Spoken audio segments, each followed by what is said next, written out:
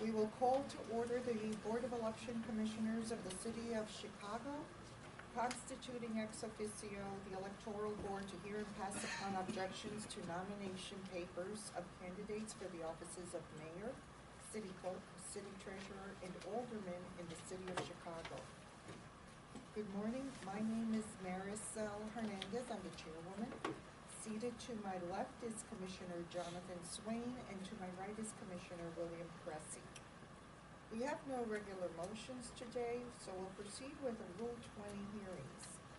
We have only one today, and that is 19 EB-MUN-021,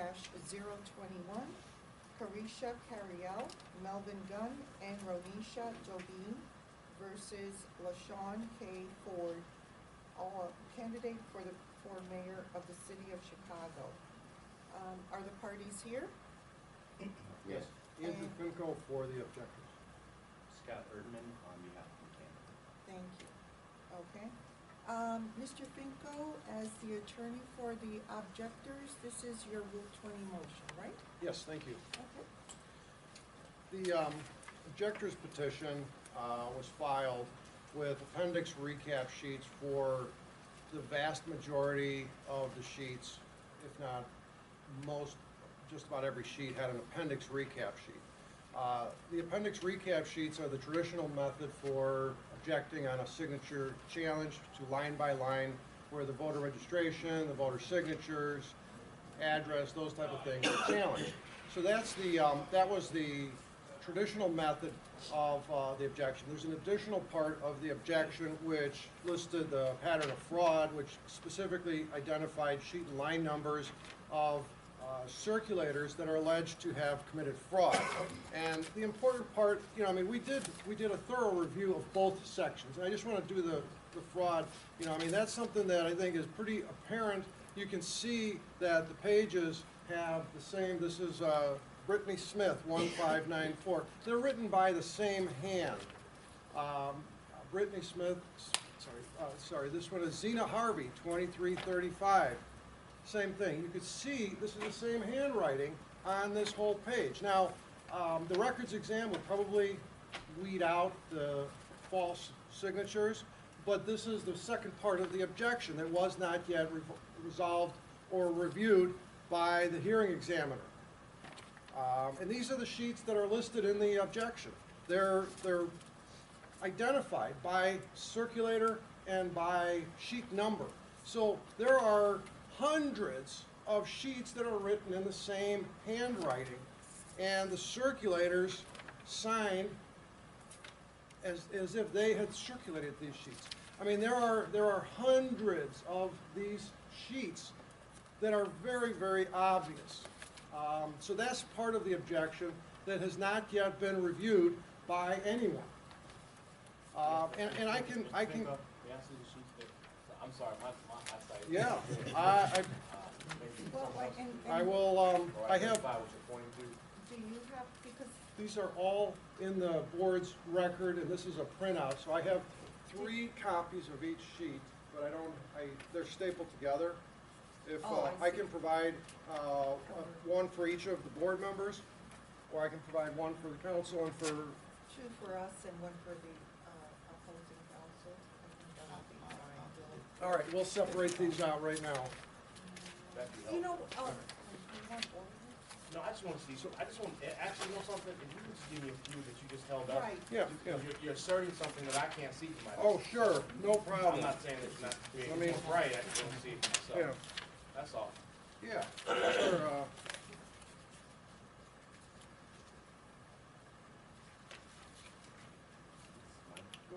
No, I just want to take a very brief look, and I'll give you that. Yeah. Separated. I just want to Sure. see what you are. That's a small tip of the iceberg sampling. This is the Brittany Smith one that I just mentioned also. So, you know, I mean, this is throughout the paperwork. And it's significant because this is a big part of the case, I think. It is something that this electoral board is charged with, enforcing the election code to maintain the integrity of the election, to review the paperwork for these specific type of issues. These issues were never addressed by the hearing examiner. who's just summarily decided, well, she was going to undertake her own investigation of the appendix pages.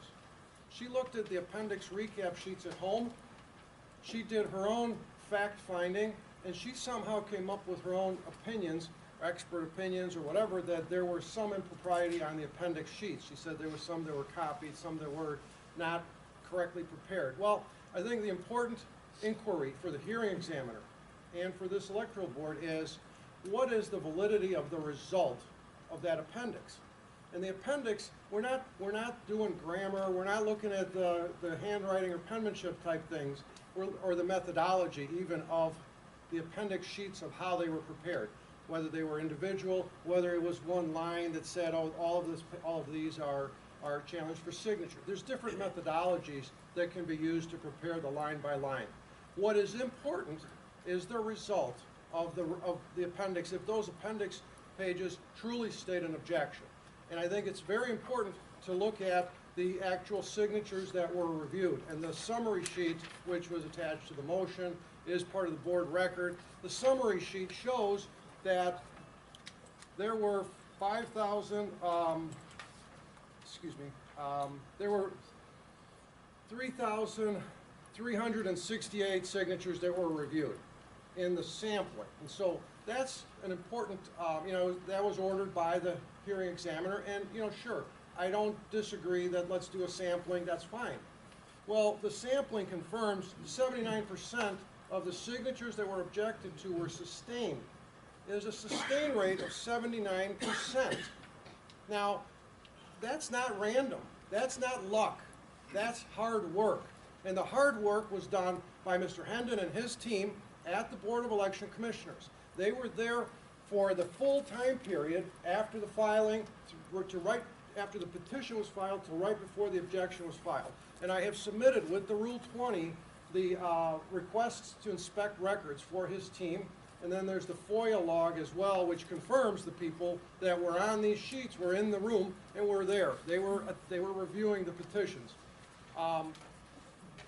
In addition to that, and I pointed this out to the hearing examiner if we had to go further, but as a prefatory matter, the objectors themselves signed in a verification to the objection that they did review that, and they are in fact, these objectors who are named here were the same folks who are actually in the room at the board on the 6th floor reviewing the signatures and preparing the objections. So, and they are here now as well, and that's an important thing. Now, for additional offer of proof, if I could call Mr. Hendon to discuss the review process.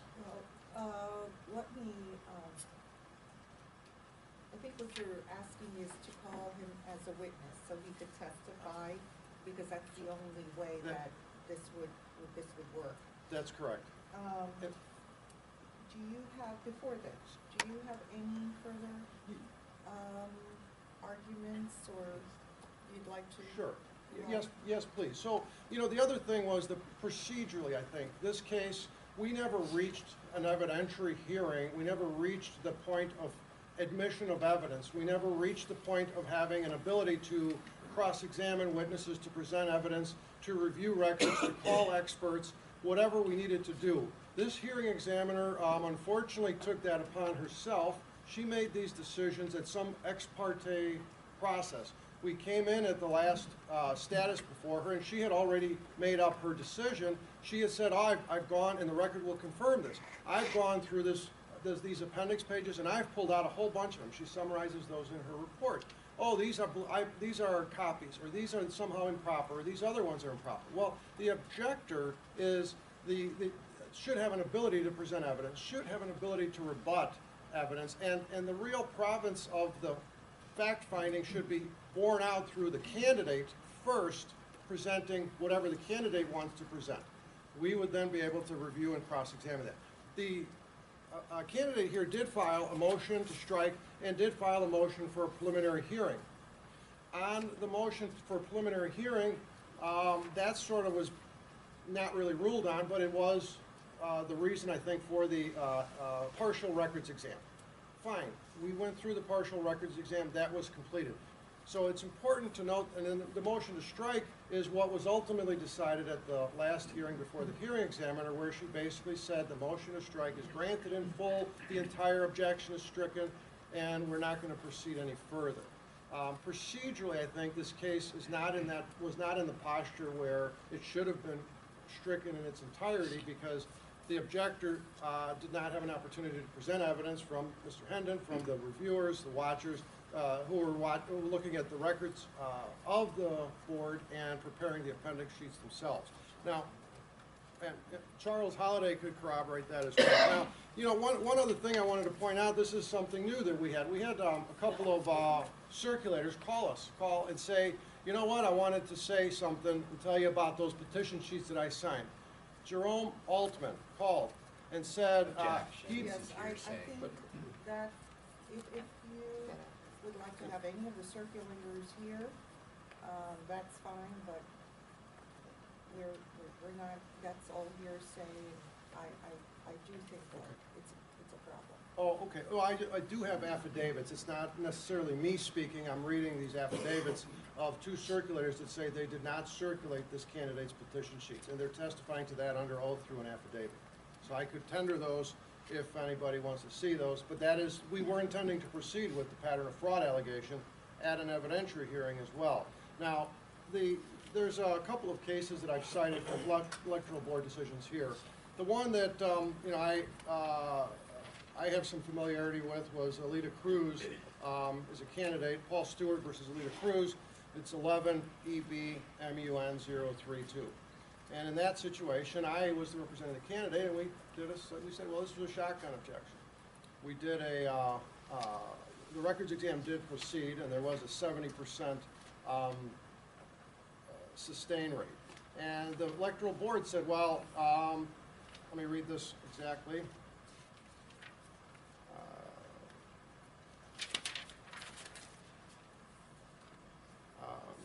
So the hearing officer recommended that the shotgun argument be denied because of that 70% sustain rate. And that's something that the electoral board did adopt as its findings and decisions. I would say that that would be the similar situation here, where we've got a 79% sustain rate on this. This is the random sampling that the board undertook. So I would ask that the matter be, that the hearing examiner's recommendation not be adopted, that this matter be returned and randomly reassigned to a different hearing examiner. And simply because I have concerns, you know, once this hearing examiner has made her fact findings, it will be very difficult for me to reverse or provide a neutral, to get a neutral decision from her, just because she does have some ideas and things about what she believes. So I would ask that the hearing examiner's recommendation be not adopted and the matter be returned for further proceedings. I would ask to reserve rebuttal. I see Mr. Erdman has a mountain of paper that I would probably need to address. Thank you. That's fine. Thank you, Mr. Rubin. The objector is desperate to get to a records exam, and I understand that. But the problem is that 10-8 says that you have to file an objection. You have to state your name, you state where you live, what specifically you're objecting to, and what relief you're sought. And inherent in that, through case law, is that that objection has to be made in good faith. And that specifically addresses shotgun objections. Okay?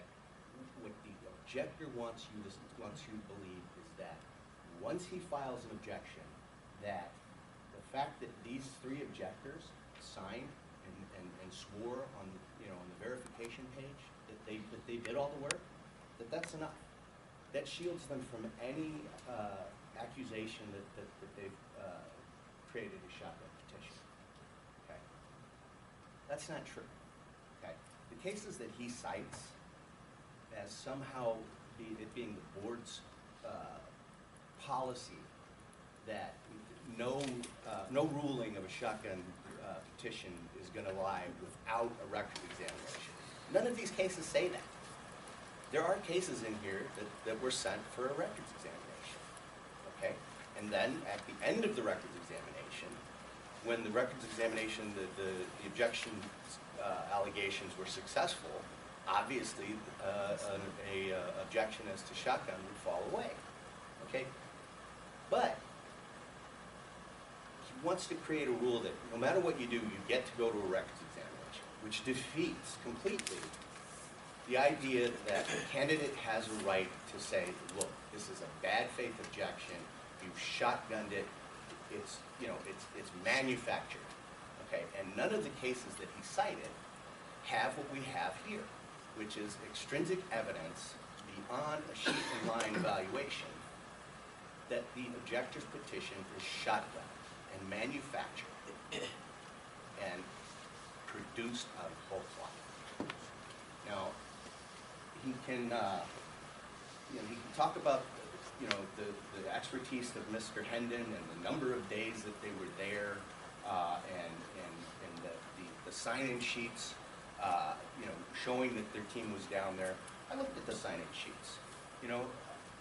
Much like their objection in their recap sheets, he's got Mr. Hendon signing in on November 15th as somehow proof that this isn't a shotgun objection. Well, my candidate's nominating petitions weren't even filed by the 15th. Okay, they were filed on the 26th. The earliest that the objector could get a copy of those is the 27th. And in fact, that's when Mr. Finkel picked them up. So between the 27th and the 28th is what this verified objector's petition has as a window for these allegations to be made. If you look at the verified objector's petition, each of the three objectors swears before a notary that the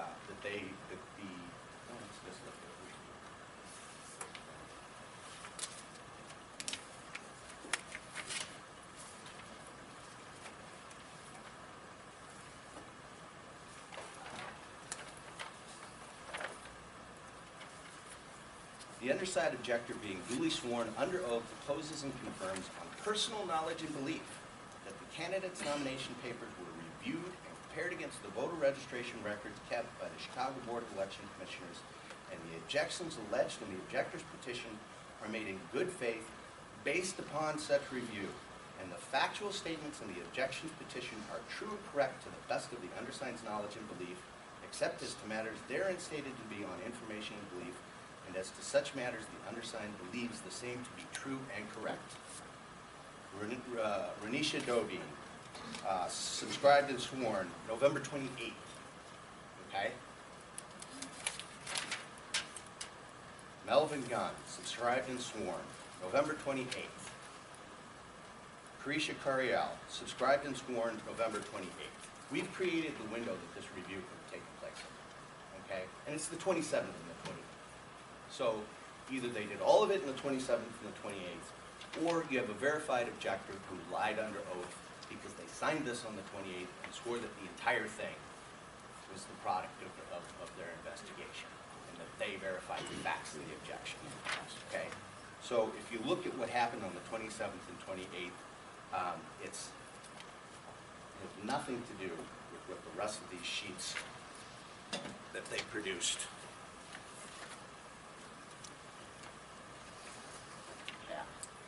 Produce logs all day long.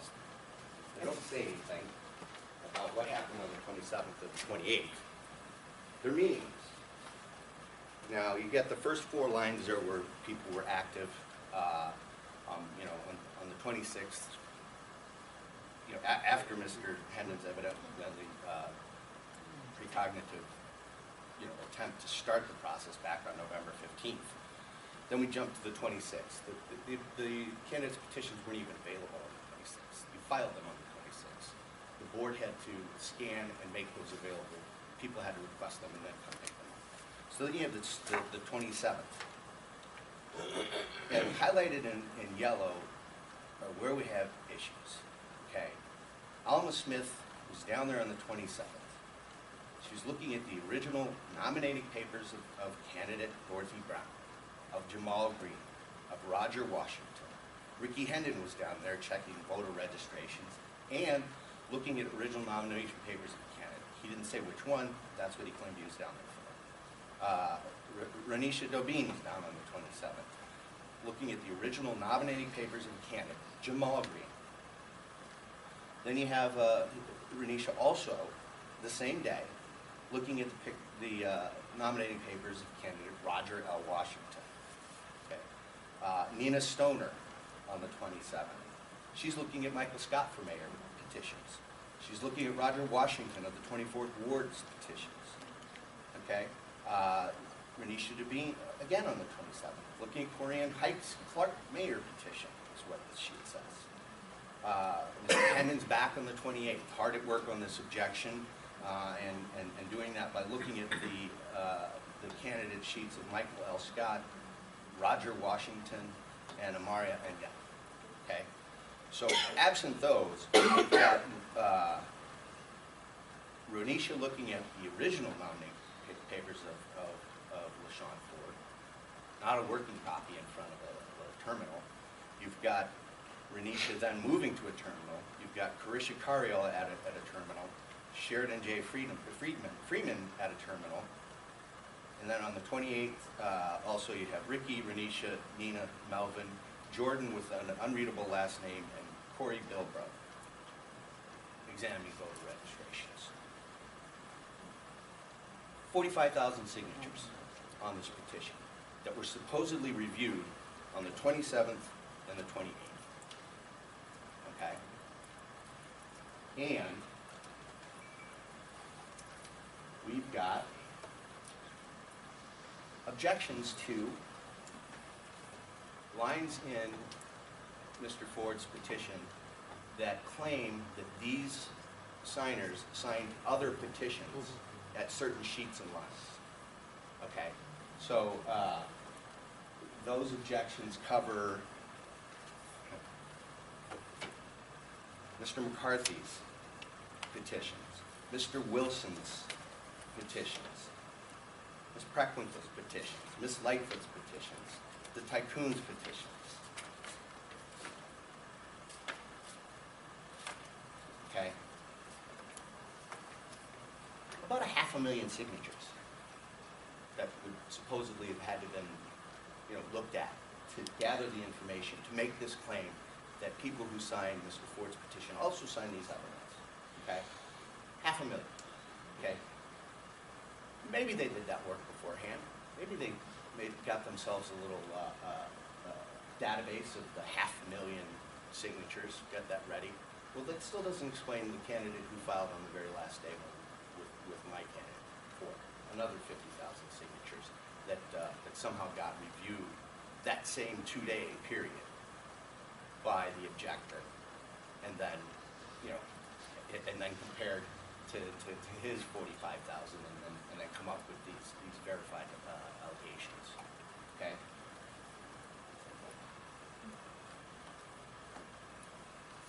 Again, the fact that the objectors signed this objector's petition under oath doesn't shield it from examination. It's not a free ticket. It's not the golden ticket through to a record exam. That's just not how it works.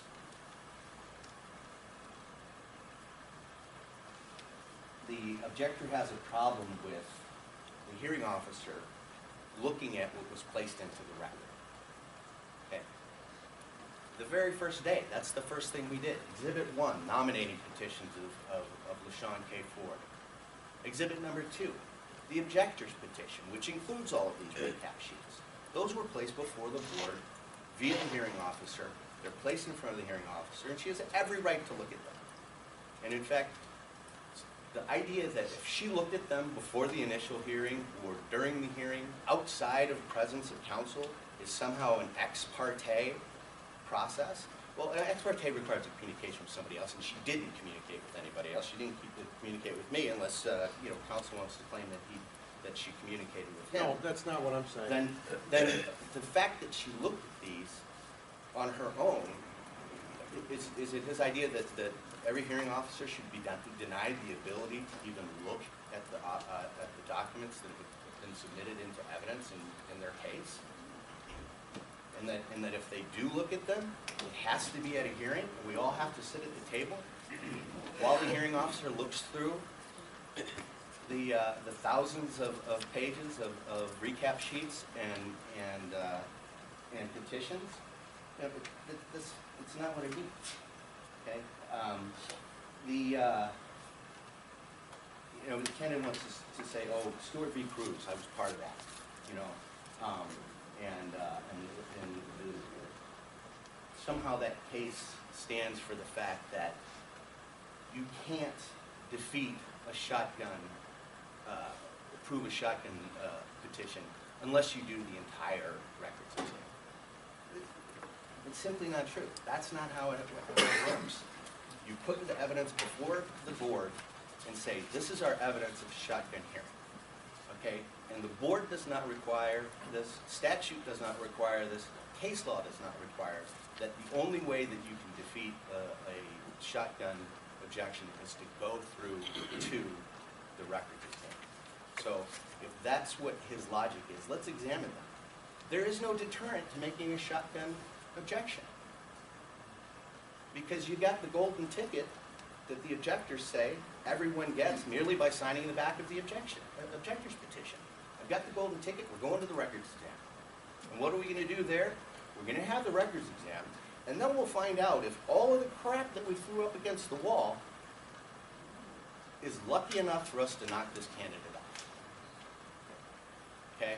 And that's a process to harass a candidate, to abuse the system, to waste the hearing officer's time, to waste your time. That's a process that does that. It doesn't achieve anything else. It encourages people to create fraudulent objections and file them with this board.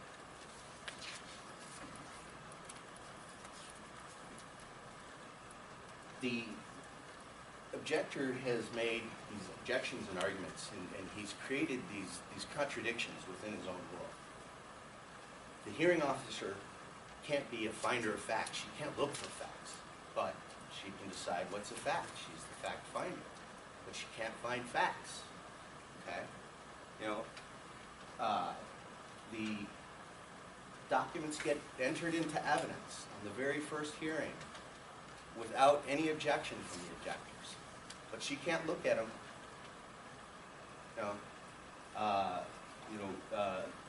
I was involved in an objection based on a shotgun. I defended the candidate and said, that this is a shotgun objection and it should be dismissed. But somehow they're okay because if you sign the back, you get past the gate with your golden ticket. That's just not how it works. None of the cases he cited put forth the proposition that the only way for this board or a hearing officer to rule on a motion to strike based on a shotgun petition is to complete the records exam. Okay? So we get to, what did the hearing officer have before her? Okay?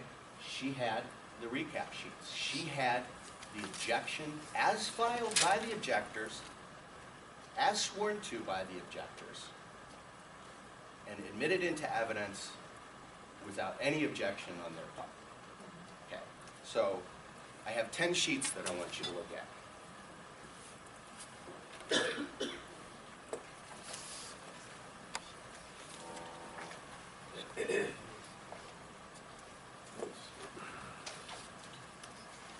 Scott, were these part of your motion? They're part of the record. Are they part of the motion that you filed? They're part of the record. No, So they're part of not- the record. They're before the board. Understood.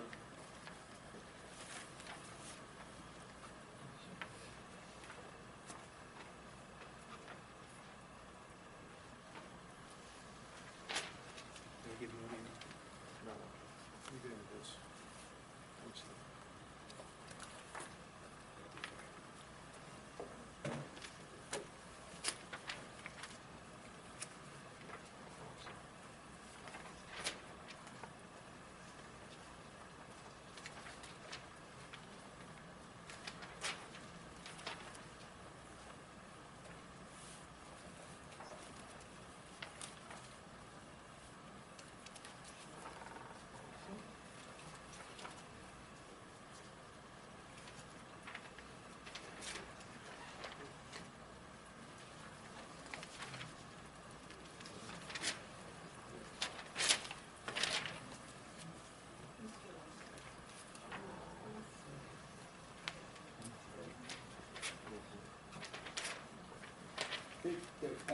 position is that they're not a new exhibit. They're already- We're just looking at for convenience sections of a exhibit that's this big already. Well, and I'm going to object to this because the province of the candidate to file the motion to strike was presented before the hearing examiner. What was presented before the hearing examiner is what this board then would be reviewing if that was the case. This is expanding what the candidate has previously presented.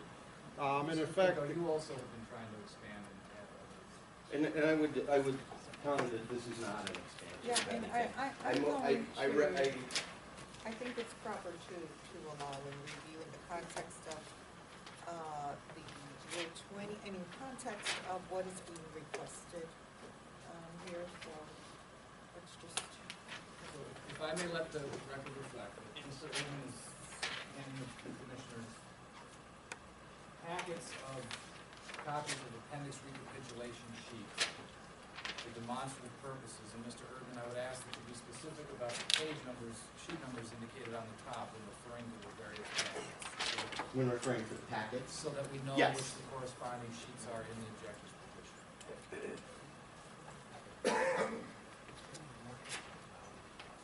Should we make a presumption then that the number yeah, are they, is consecutive to all the?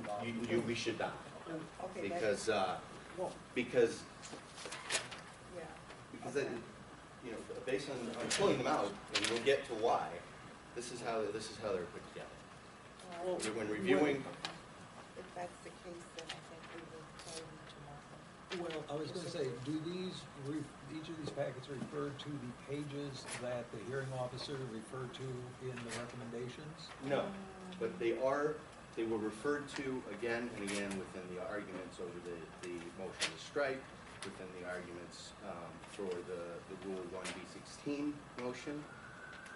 They're before the board merely by the fact that they were submitted as a when the case was placed before. I'm going to object to this because on a Rule 20, it is the Rule 20 was what is presented before the board.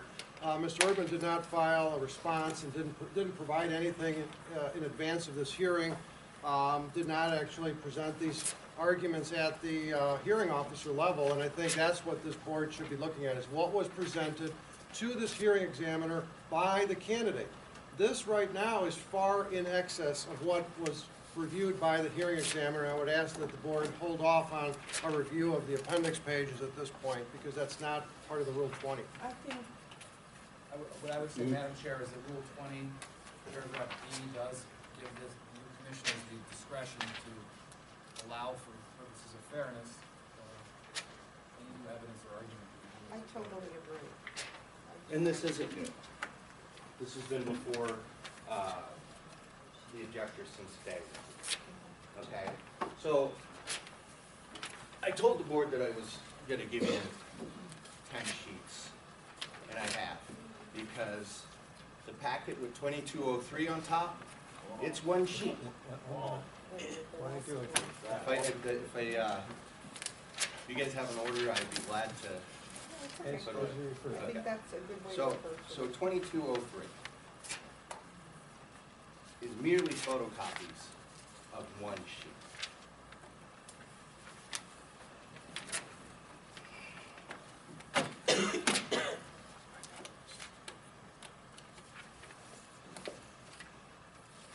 $55.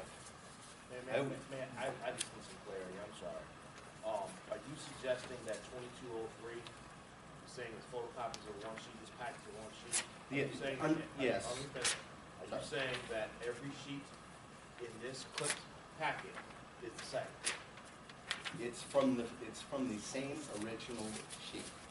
And we can get to that in a minute if you give me. Mr. Urban, I've seen 2203 and 2208. Right. They're photocopies of the same recap sheet, renumbered, No. fraudulently renumbered. Let me amplify my question. Okay. You are suggesting that 2203 and every page every page following 2203 is a photocopy of 2203. Is that what you're suggesting? But for the What I page number. don't wanna do is But say for the that, page numbers. yeah, they're all the same but for the page numbers, and it's not my assertion Okay, so assertion Mr. that I know 2203 was the I original. got you. So Mr. Irvin, I ask you to for a second. I just want to understand what you're arguing. 2203 has check marks. 2208 has X's. I just want to make sure you're presenting the whichever your argument is. Okay.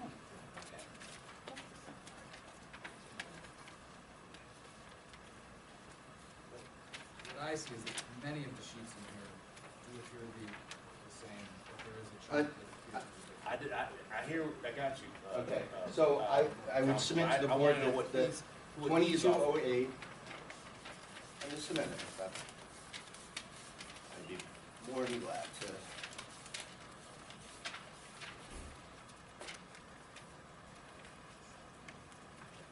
It appears that 2208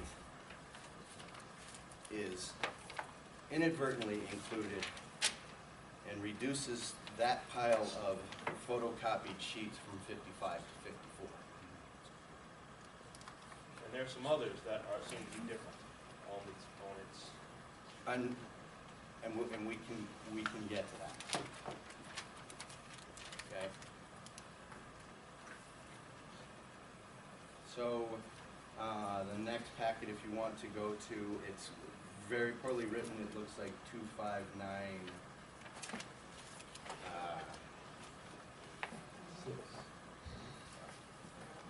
This one? Right. Okay. Okay. All right. So these 74 pages are photocopies of each other with a new number fraudulently placed at the top of the sheet.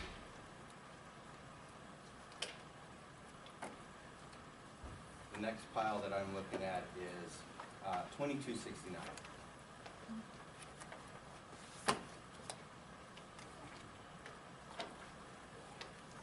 43 copies of one sheet.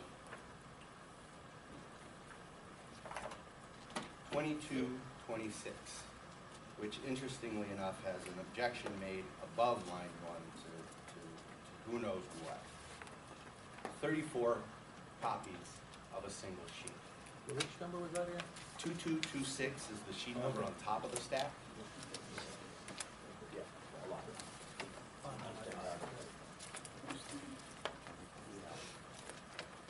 Council, I just want to let you know that throughout the packet that is flipping, the argument you're making is not, is consistent in some, it's just not consistent in others, so I just want to let you know that there are some pages in here that look like they are different pages, but. And again, I will address that. Okay, I will address that. okay. So 2237 is 46 sheets of the same photocopy objection sheet. 2236, we have 9 sheets photocopied of the same petition sheet. 2575, 15 more sheets photocopied. 2349, 11 sheets photocopied. 2377 or 2877, the second page is 2292. We've got, If you say that I'm sorry, but if you say that you're going to clarify, can you clarify now? I have one more. Okay, Okay. you asked one. So I need 23. to have these. So then, I need clarity on how you're going to defend. and if I could have the ability to present my evidence in the order that I have it, and then address your concern, because it's my concern too. Okay, I assure you, it's my concern too. So then we have 2399. That's 84 sheets that have been photocopied. So I anticipate what your question is, and it's, hey, all of these sheets are not exactly the same. Exactly. Okay? So much more unfortunate for the objectors, okay? Because what you have is photocopied sheets fraudulently numbered as if they somehow correspond to the candidate's petitions. and then on top of that, attempts to slightly alter them to further that fraud, and say, and in an attempt to say they're not all the same. Look, we'll change them a little bit so they don't look exactly the same. But you can pick any point of reference on any of these packets. If you want to pull one of these packets out, and I'll tell you a good point of reference to look at, and that point of reference will appear on every single sheet in that packet. Now, at the hearing, counsel objected. Mr. Erdman isn't an expert. Mr. Erdman isn't a handwriting expert, as if this was a question of handwriting. He can't testify. He's not an expert. Well, you know, that's unfortunate. I'm not, but I do have, you know, common sense. And perhaps there's a certified fraud examiner in the house. So we look at the sheets. But if you guys could pick one up, we'll go through it. There's no reason to go through all of them unless you'd like me to. So if you have a packet that you'd like to start with, we can move forward.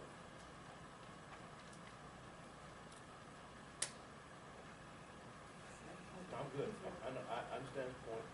I understand the argument that he's attempting to make. Okay, well, let's look at 2377. It's a short stack. It's 23. Okay, so if you look at 2377 and 2299, I'm sorry. Yeah, all right. Let me go with my notes. Sorry, so I can save some time.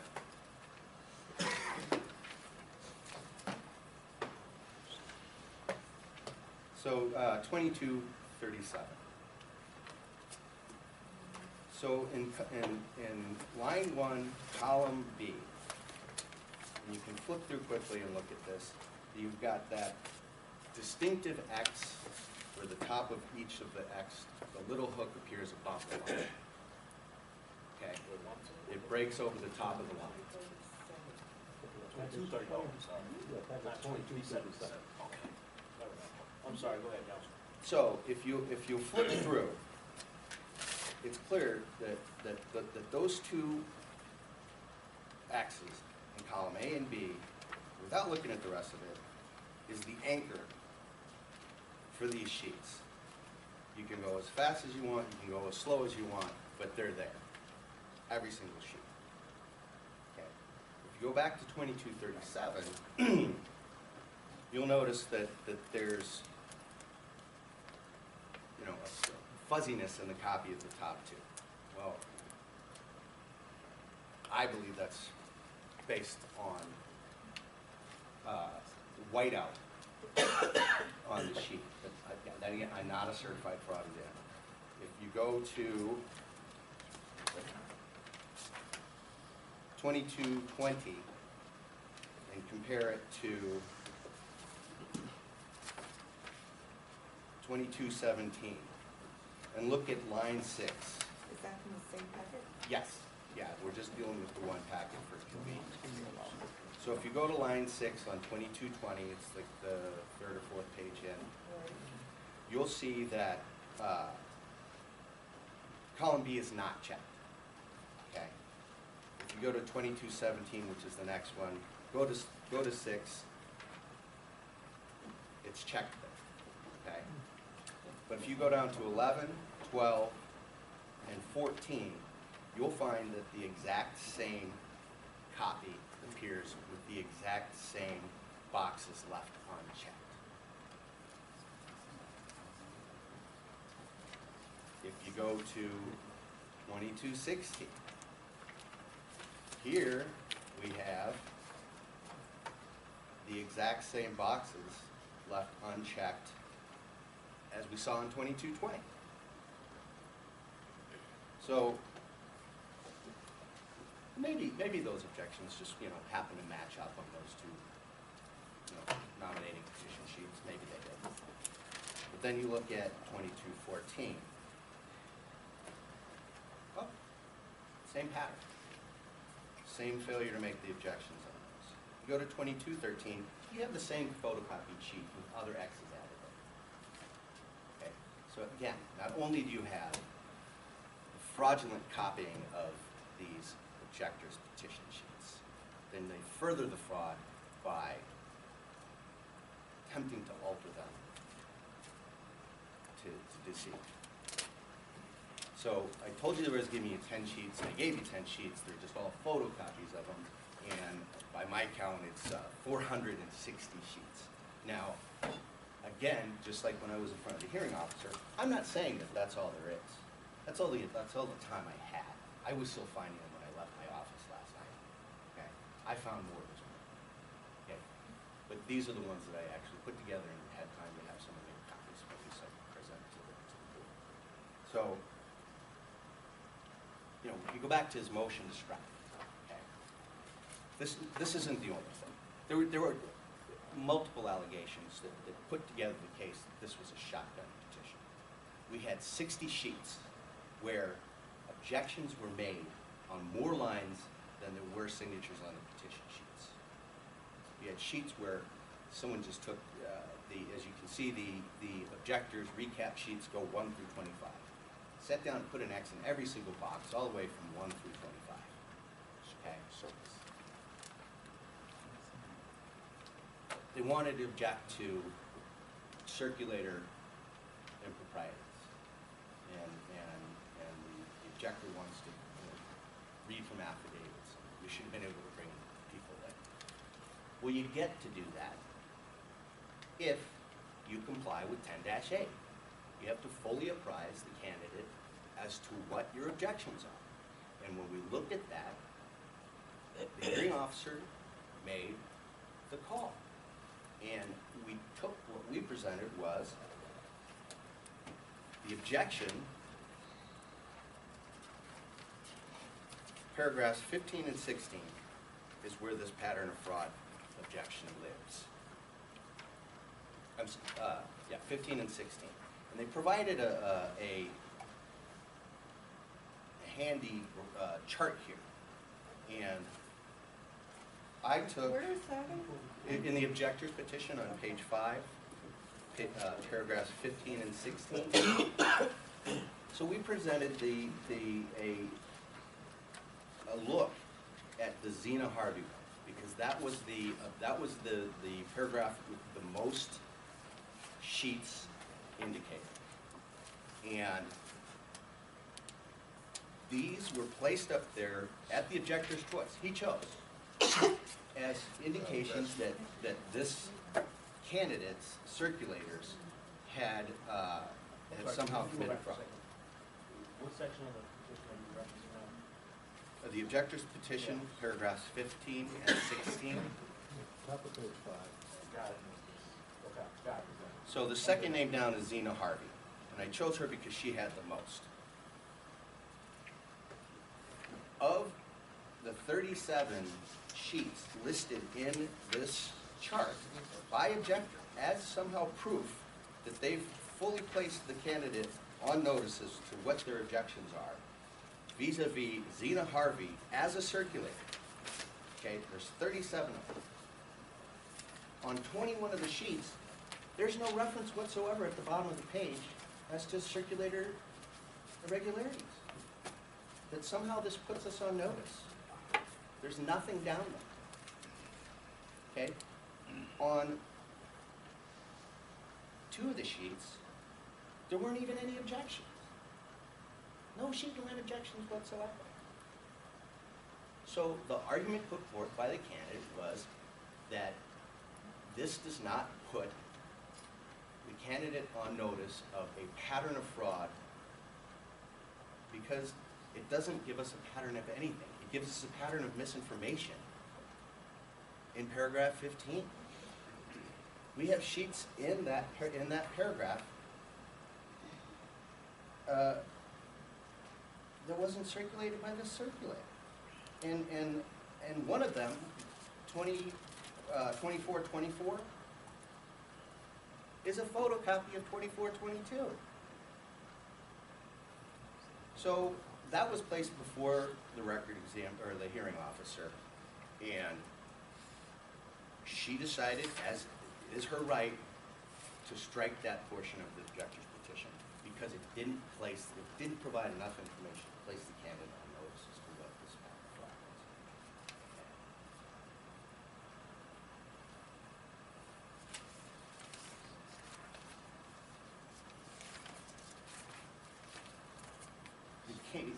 The objector made the comment about process versus result. And I think what he really wants is ends justify means. Okay?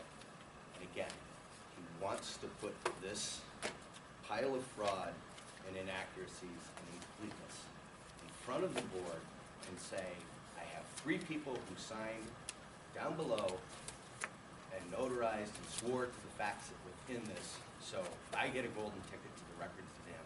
Let's go. Okay. And the hearing officer sent this file out for a sample records exam. Okay. And at that time, she had an exhibit that I had prepared that put forth 6 sheets that I had found at that time to be photocopied, and this is the exhibit that was placed before the hearing officer. And I highlighted for the hearing officer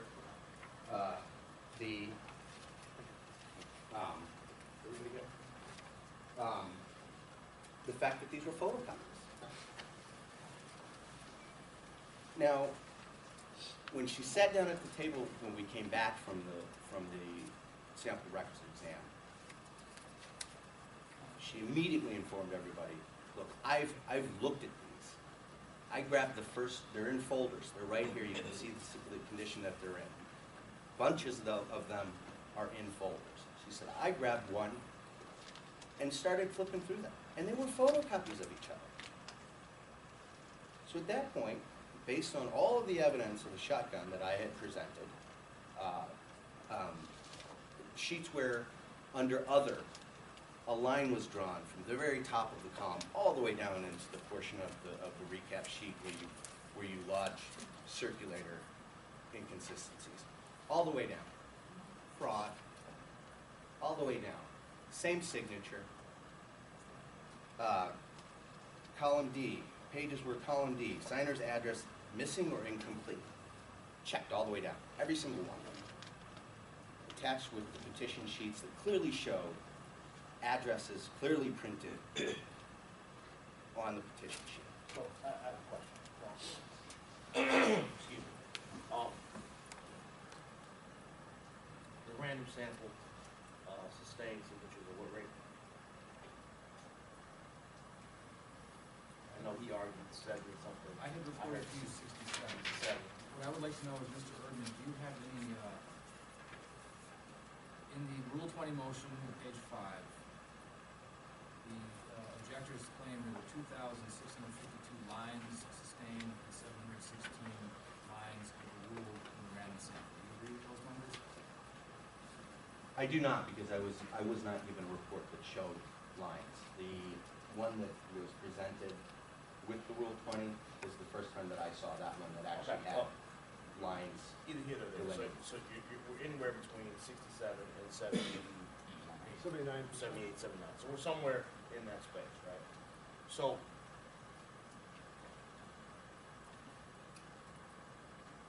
this seems like a scenario.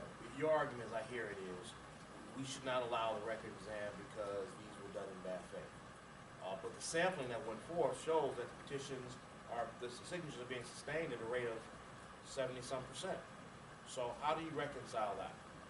You got, I mean, what is there case law that you've seen to reconcile? I reconcile it with the election code and decisions of this board that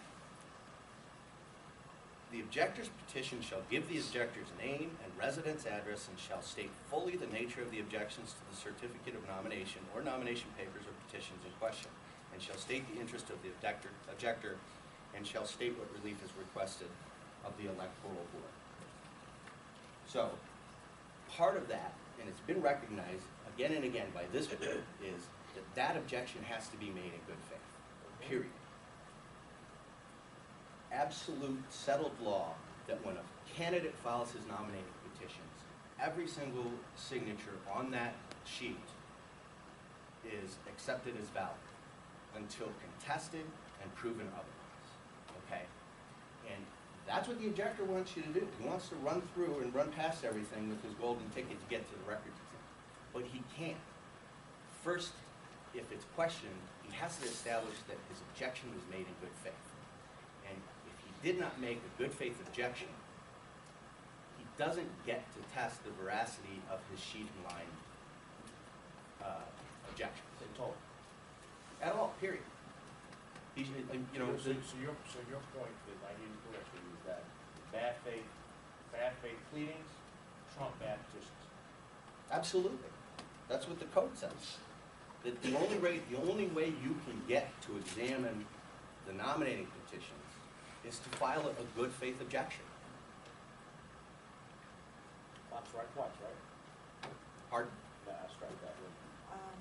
A broken clock is right twice? Well, okay, that's, 2 out of 24. So we want to do percentages, but it's immaterial. The objector wants to get there, he's dying to get there, but it's immaterial because you go no further without a good faith objection. And this objection is clearly a bad faith objection. And 460 sheets of file. Anything further? Okay. Yeah. Well, I know, Mr. Finkel. I will, if you could just, 5 minutes? be brief, because I'm sure we're gonna Okay. have more Okay. discussion. All right. May I provide the sheets that we were referencing earlier? I have a copy for council, and then I have copies for the board as well. There's a few Zena Harveys on the top for your review. And these are the sheets that you presented in your opening? Yes. And they are part of the board record. They are the copies of the candidates' petition sheets. The adage, people don't change. Well, this candidate tried to run for ward committeeman, needed 759 signatures in 2015. I objected to this in front of the And- hearing officer, and I'm going to object again. The- The candidates' petitions from an election 2 years, 4 years ago are not before the board, and they are proof of nothing. Mr. Finkel, is there an allegation that any of these 4-year-old or however old petition sheets are in the current set of petitions? No, I'm not, those are the current petitions. I'm referring right now to the ward committeeman summary recap from 2015, where the same candidate using the same methodology could not attain 759 signatures. Okay. That's my argument. He has no knowledge of the Okay. methodology That's fine. employed on either Well, petition. That's not relevant. All right, well, let me go back to facts and evidence, because the objector did not have an opportunity to present any facts or evidence. And in fact, there were no, other than the 6 sheets that were allegedly the candidate's counsel says are the same. These are the 6 sheets that were filed with the motion to strike. There is really no other assertion by the candidate. The hearing officer, sua sponte, undertook it on her own volition to pull out stuff. So, Mr. Finkel, if you were allowed to produce evidence, would it be the testimony of the persons who reviewed? yeah, but that's the point is, was there a good faith review? Now, and I would have produced witnesses that said, yeah, we were there. We did things a couple of different ways. We reviewed at the board for all the signatures. We had a database. The database helped check for the registrations. We combined our results. We had at least 2 or 3 people, 2 or 3 levels of review of this candidate's petition. But they're really, I think we can hear. Yeah, I think we'd like to hear, at this point, if you have these witnesses here, Everybody nitty-gritty, please let me talk. as a witness, if you have, well, we have Mr. Hendon here. He was coordinating all of the reviewers. So, Mr. Hendon? Okay, and, Mr. Hendon, do you swear or affirm that the testimony you will give is, the truth and nothing but the truth? Yes, I do. Okay, and just state for the record your name? My name is Ricky Hendon, H-E-N-D-O-N. Okay, and Mr. Hendon, were you present, for the, did you come to the, what was your role? Thank you.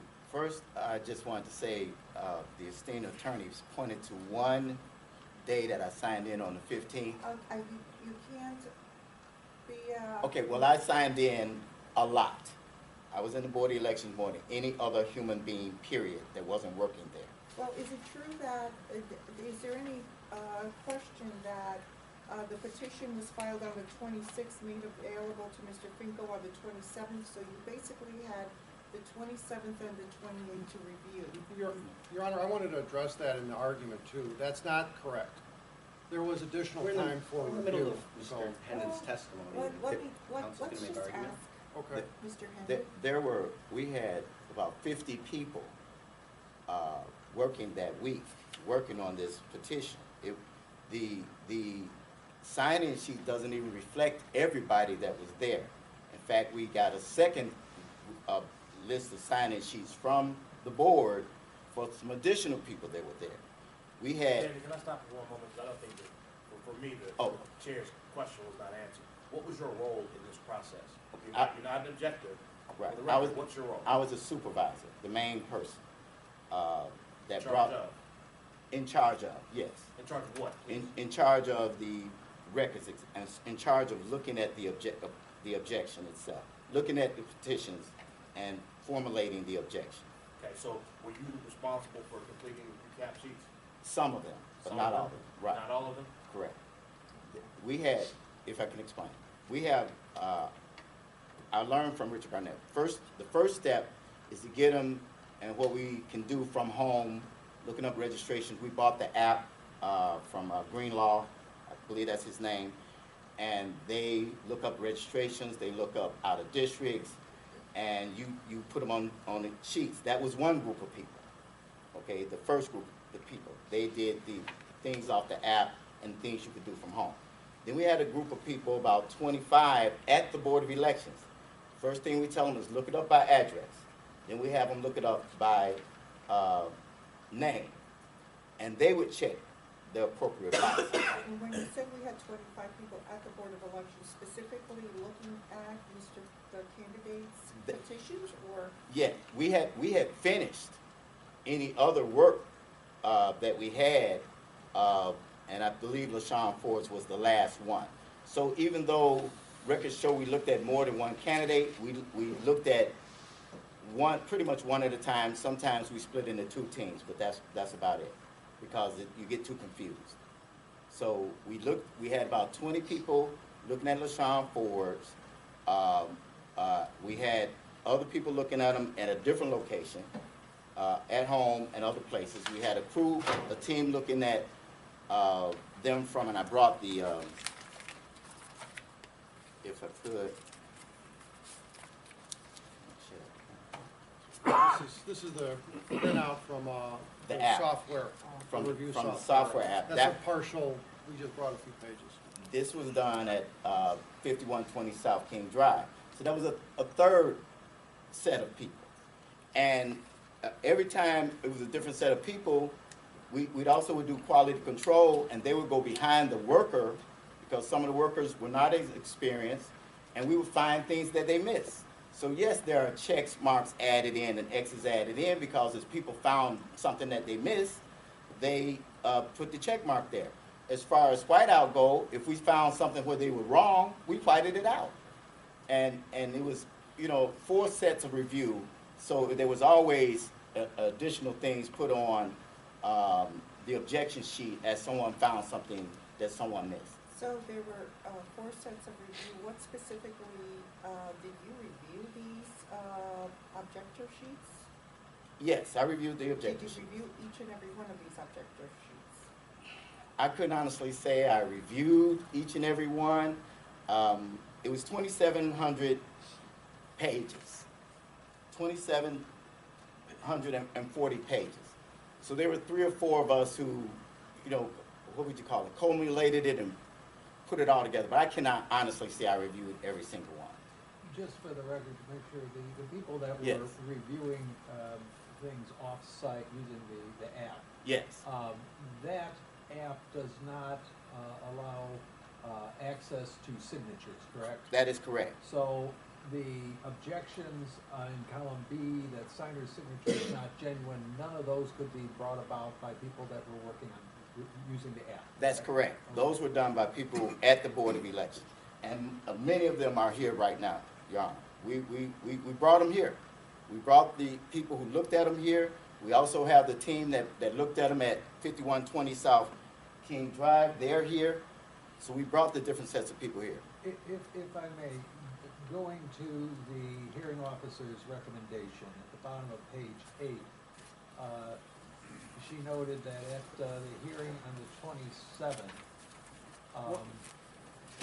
Yes. wait for council to look it Find up it. if he wants to. On the bottom of which page? Page 8. Okay, it states, at the hearing on the 27th, the issue was narrowed to whether it was a shotgun petition based on the photocopied sheets. The other issues raised in the candidate's motion became almost mute, but for giving way to a finding of bad faith in shotgun. And here's the question, or the sentence that I'm looking at. When the rampant photocopy issue was discussed, the objector did not deny it and asked for another hearing date to bring in teams who created the sheets to explain why they were photocopied, and this was denied. So, I'm just going back to confirm the idea that so many of these recap sheets are in fact photocopies. The objector does not deny that's the case. I didn't address that because I didn't know at that point. We needed more investigation as to which sheets. I thought there were 6 sheets at issue, and we were gonna go back if there was an evidentiary hearing and then rebut that. That was the reason why I didn't address that at the hearing. My understanding when we were in front of the hearing officer, I guess the last time we were before her, was for the ruling on the motion to strike. Because the preliminary motion for preliminary hearing or preliminary showing was granted in the sense that she said, well, let's do the partial records exam. We did the partial records exam. The results came back very favorably for the objector, and my thought was, well, let's go forward and continue on with this case. I'm trying to get back to this one point, and do you today deny that these recap sheets, that there is, to use the term here, rampant photocopy of these sheets? Well, I'd have to look at those sheets on a one by one. We have a witness on this. Yeah, it's for the witness. Do you deny that these recap sheets were photocopied in a massive level? And then, if you don't deny it, then the next part is, can you explain how we got here? Why were they photocopied and how did we get here? Right, well, I think Mr. Hendon was explaining that. Okay, there was let a Mr. hybrid with a question process. to Mr. The Hernandez. only thing that I can say to that is that copies were made at different locations. Copies were made at Kinko's, we made copies at Staples, we made copies on King Drive. And after copies were made, the third group or the fourth group got those copies and had to do additional work on those copies. Okay. I'm sorry, copies of I'm what? sorry. Copies of what? Yeah, I'm confused. Copies of the worksheets, For the recap sheet. of the recap sheets, correct. So, I'm sorry. okay, I'm sorry. You said the copies of the recap, of the worksheets, these sheets, Those sheets, were made in 4 different locations. correct. Okay. At the time the copies were made, were the recap sheets blank but for the name and the office, or were they completed with X's and checks and the like? They were partially completed. So they were partially complete. So copies were made of these recap sheets, and the copies that were made did have lines marked in column A and column B. In some of them, yes. And they were numbered. Part of our problem that we had, Wait. okay, And the copies were numbered? the page number was at the top. Okay, so they were copied with page numbers in them. Correct, we had to provide original and 2 copies for the board, and then we had to have a copy for ourselves and a copy for our attorney. So Okay. copying was kind of crazy. I think it was. But yeah, we never, if the insinuation, if I might, is that we made copies and then put the number on it afterward, that may have happened in a case or two when because he had, some page numbers were the same. And if you look at his petition, some of his petition sheets have 3 different numbers on them. Page 235, page 851, page, Yeah, I don't think I'm insinuating anything. some of my, I'm just saying, some of our, I'm some asking a of, question about copies. some You of said our people copies may were have made. got confused as far as page number because there's so many numbers on the page. And I wanna go back, because I'm still not clear, All right. okay? You made copies. What did you make copies of? Well, copies were not you. Copies were made at 4 different locations, correct? Correct. What were copies made of? Of the recapitulation pages. Okay? Of this, copies were made of these pages. Of those of the recapitulation, in what form were those recapitulation pages made when they were copied? Some of them had been worked on already, but not completed. Okay? When you say worked on, please explain. The, people came down, they checked registration, they checked, well, some were already checked for registration from the app. They checked the signature. Some checked the registration down here. Some were checked for signer more than once, or sign more than one candidate's petition. Those were done afterwards. So they weren't all complete when, at the same time. If And that, were okay. Excuse me. And were the copies when you made those copies, did they have sheet numbers in them when the copies were made? yes, They had sheet numbers in them. yes, Okay. So what you're saying to me, if I hear you correctly, then is your testimony today is that copies of sheets were made, but they were not used to be duplicated with respect to this objection because they had numbers in them. that is correct. Okay. Of any of those sheets that. Okay. Well, I mean, so- hey, I'm not, If I could just Wait, address No, the issue. I No, think no. we need, but maybe we should give a set to Mr. Hendon and ask him, because I'm not sure at what point this, yes, Mr. Lasker? Mr. Hendon, take a look at your objection sheets, 2237 to 2220, and 2222, those two sheets. Which one? There's one of the packets that Mr. Erdman provided that starts with sheet number 2237. Okay, hold on. And I just Okay. happen to be at the top of my files. What's And I'm the, sorry, before we move on, could we have the witness answer questions? I'm asking. And, I'm hang on, asking and not have counsel I think, butt in I and, think we've done that. Okay. We directed all the questions We to the will witness. do that. I did want to address the scope Other of the than this. inquiry though, because the No, inquiry I No, think, is, I we think have two we're, witnesses on the stand. we are trying to get something straight from Mr. Hendon. Okay, And Rule 20 expressly allows the board the discretion to inquire as deep as they want to into the record of the case. Okay, Mr. Finko? right, no, but I'm just saying the methodology is not the proper inquiry here. Oh, absolutely it is. The results, because, Methodology is how you create. Mr. Finko, I have you can questions for reserve the your witness. arguments okay, for when we're. thank you. We're gonna do this. Mr. Hendon, sheet 2237, yes, 2222. yes, When I put them up to each other and I hold them up to the light, it is almost an exact match. It is an exact match except for what I see are, I see 26 X's on sheet 2237.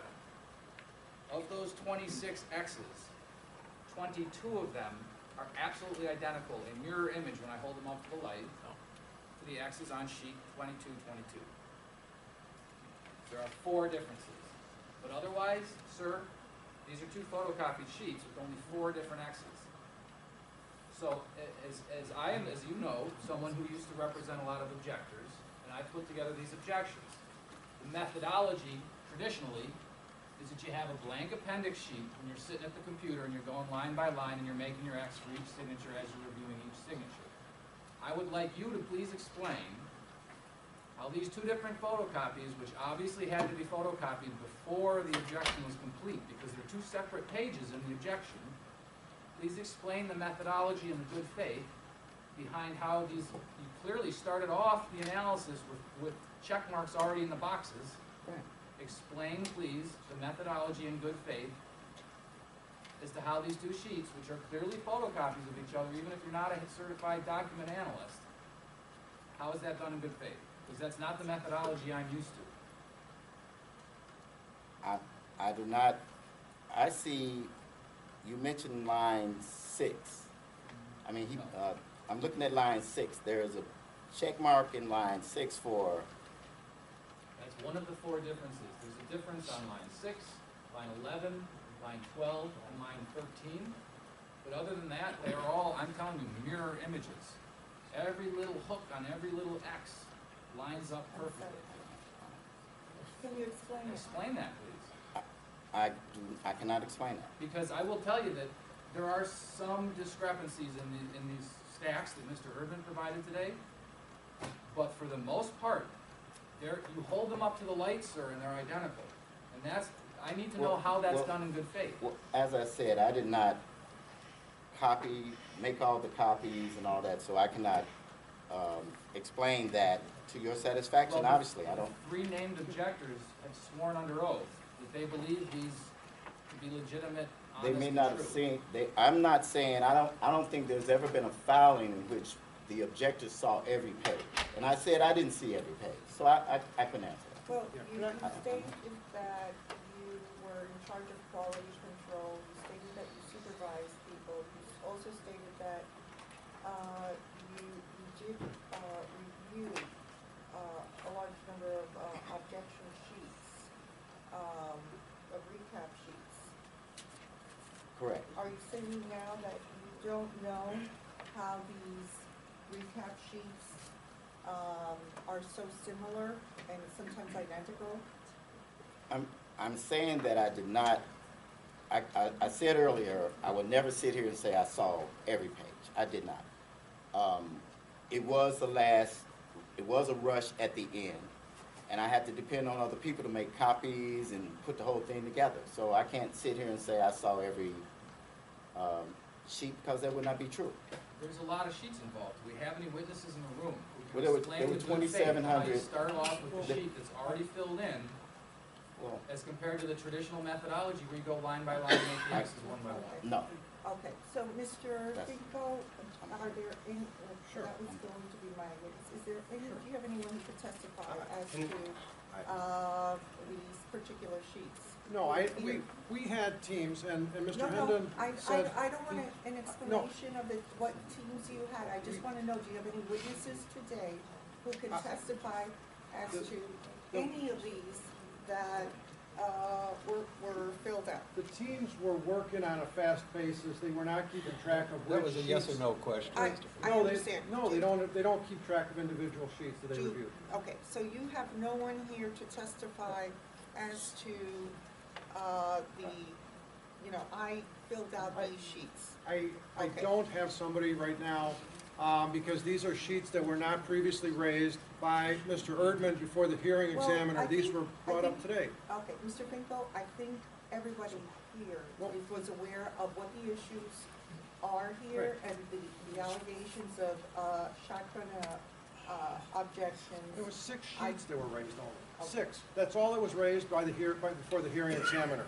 So, with the hearing examiner, with the full discretion under Rules 2A and 1B XVI, had the authority on behalf of the board to inquire into this matter to the extent she deemed appropriate. And her written recommendation gives very specific batches of the photocopied sheets, thereby putting this party on notice that that's a big issue. That was her number 1 issue in her decision. If I may, the hearing officer at that final hearing listed groups of sheets that she found that were photocopied. Well, It that's- was placed on notice at that hearing that they were in But question. can I make Mr. a Finko, you few can- minutes of you can- argument? yes. Straight argument.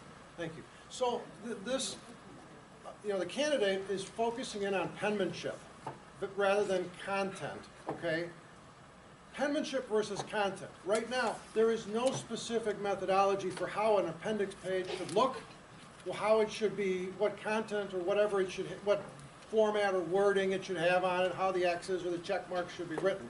Now, that's important because say this board opens the door to say, well, yeah, Mr. Erdman's got a great point. Well, if I use the software and every page comes out with objections that have double X's, all of a sudden, oh, they're all photocopies. They just Well, added numbers I on it. think the So problem here the is real that issue, you have a person's handwriting, and the person's handwriting Right. is exactly the right, same. so what's, But what's to say, so Mr. Hendon said he had trained people that were reviewing all of these signatures. He said every one of the signatures was reviewed, either through the database or through, and at the board as well. Are there And so, any here that can testify as to Mis- any of these? Mr. Hendon corroborated that the review was undertaken. And I think it's very, very important for the board to take note of the results, which corroborate Mr. Hendon's testimony as well. Right now, we have no other evidence to say that, for example, oh, we didn't see the folks that Mr. Hendon said were there in the room. No, somebody comes forward. That's not true. There were reviewers. So the real, let me, if I could just finish for a couple of minutes. Just a couple of minutes. This was a hybrid review, which included both review by folks reviewing signatures at the board and another team reviewing at the database at a different remote location. So if, for example, the pages were prepared and they were typed up and they had the same X's and there were this group of sheets that Mr. Erdman provided all had the same X's. And the other ones, is that the same thing? Wouldn't that be the same situation where that Mr. Erdman's argument is that the sheets, in his opinion, look similar, and they have the indications of being a photocopy, is what he says. I think we need to take it to the next level, and it is very clear that these were photocopied by the persons who were doing them and used one copy for sometimes 10 sheets and sometimes 30, 40. Well, but the thing is that if you look at the petition sheets, there are the hallmarks of the same handwriting on hundreds of sheets. So you would have the same X's on hundreds of sheets. And so if we looked at the sheets and we said, oh yeah, we checked all of these, they're all bad. And then somebody just says, oh yeah, all those sheets are the same. It's all the same because we looked at them. And that's what the testimony is right now. The testimony is a team of people that's trained in this specific process reviewed every one of these signatures. And this objection was filed based upon that review. The fact that there are overlaps or similarities in the appendix pages should not preclude the records exam from going forward. There are specific allegations. According to Mr. Erdman's argument, well, Section 10-8, state fully the nature. We did state fully the nature of the objection. And even further, Mr. Hendon confirmed this petition sheet was reviewed fully. And it wasn't just the 2 days that Mr. Erdman said. We got a few days after that as well. And so there was an ongoing review. The signatures were reviewed at the board. The registrations were reviewed at a database, which is a reliable database that's well known. Well, So that's curious because if someone was reviewing the database on King Drive, you said, and then somebody else was Right. reviewing, the sheets got, handwriting looks the same. well, the sheets might have gotten moved. They may have gone back and forth. We didn't ask Mr. Hendon about the transferring. Okay. The database prints out. Normally you would get a printout, but then you have to transfer those on the handwritten pages, and there was a process for transfer. That's all it was. Mr. It's not Hernandez, improper. Let me ask you one question. Just following up on what Mr. Finko said, on these sheets were the persons who were reviewing the records, so if there was someone on King Drive reviewing the registrations? Registrations out of districts and sign So- more than one And candidate. was there somebody else reviewing the signatures? Yeah, they weren't the same people, right? Okay. That's all I was saying. It's different. Each group was a different set of people. It's 4 different groups. Okay. Maybe I said it wrong, No. but there's I one group understand. that did what we call a pre-vet. Then there was a second group came down to board elections to check signatures and all this and all that. Yeah. Then we looked at behind our people. All our people weren't perfect. I mean, I give you that. We weren't perfect. We had to let a few people go. We had to correct some people's work. And then it went to the third set of people at King Drive to do the sign more than one candidate's petitions out of whatever the app would provide and Okay. registration. Mr. Finko, one thing and you represent both candidates and objectors. I do. And you know this inside out, but one of the things that concerns me is that under the rules, the objectors must satisfy the burden of production here, right? They go first. Burden of proof, yes. And they have to satisfy the burden of proof. Yes. And if they don't, then, you know, then that's it, the objections are dismissed. Now, what you would like us to do in this case is to shift that around and say, even though you haven't met, you may not have met your burden of proof, you still want the candidate. You want to shift that burden of persuasion back to the candidate. I mean, No, ma'am. that's what, No, that's ma'am. what's, well, Uh, if you were a candidate in a shotgun.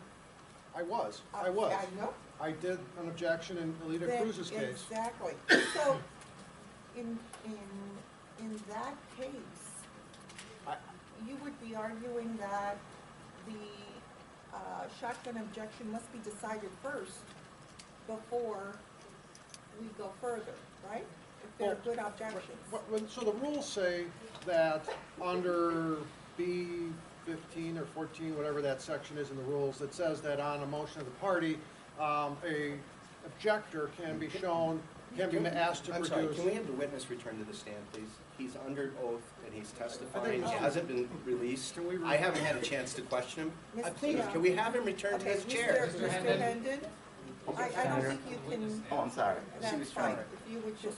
I'm take sorry, a she seat, thank you. texted me something and I was trying to see what she Well, was. the rule says that, so with respect to your first question about burden of proof, it is the objector's burden of proof to go forward. I'm not asking for anything different. That's what our burden of proof is. We will present evidence and all that. And if you don't So, fulfill the burden of proof, then the objection will be overruled.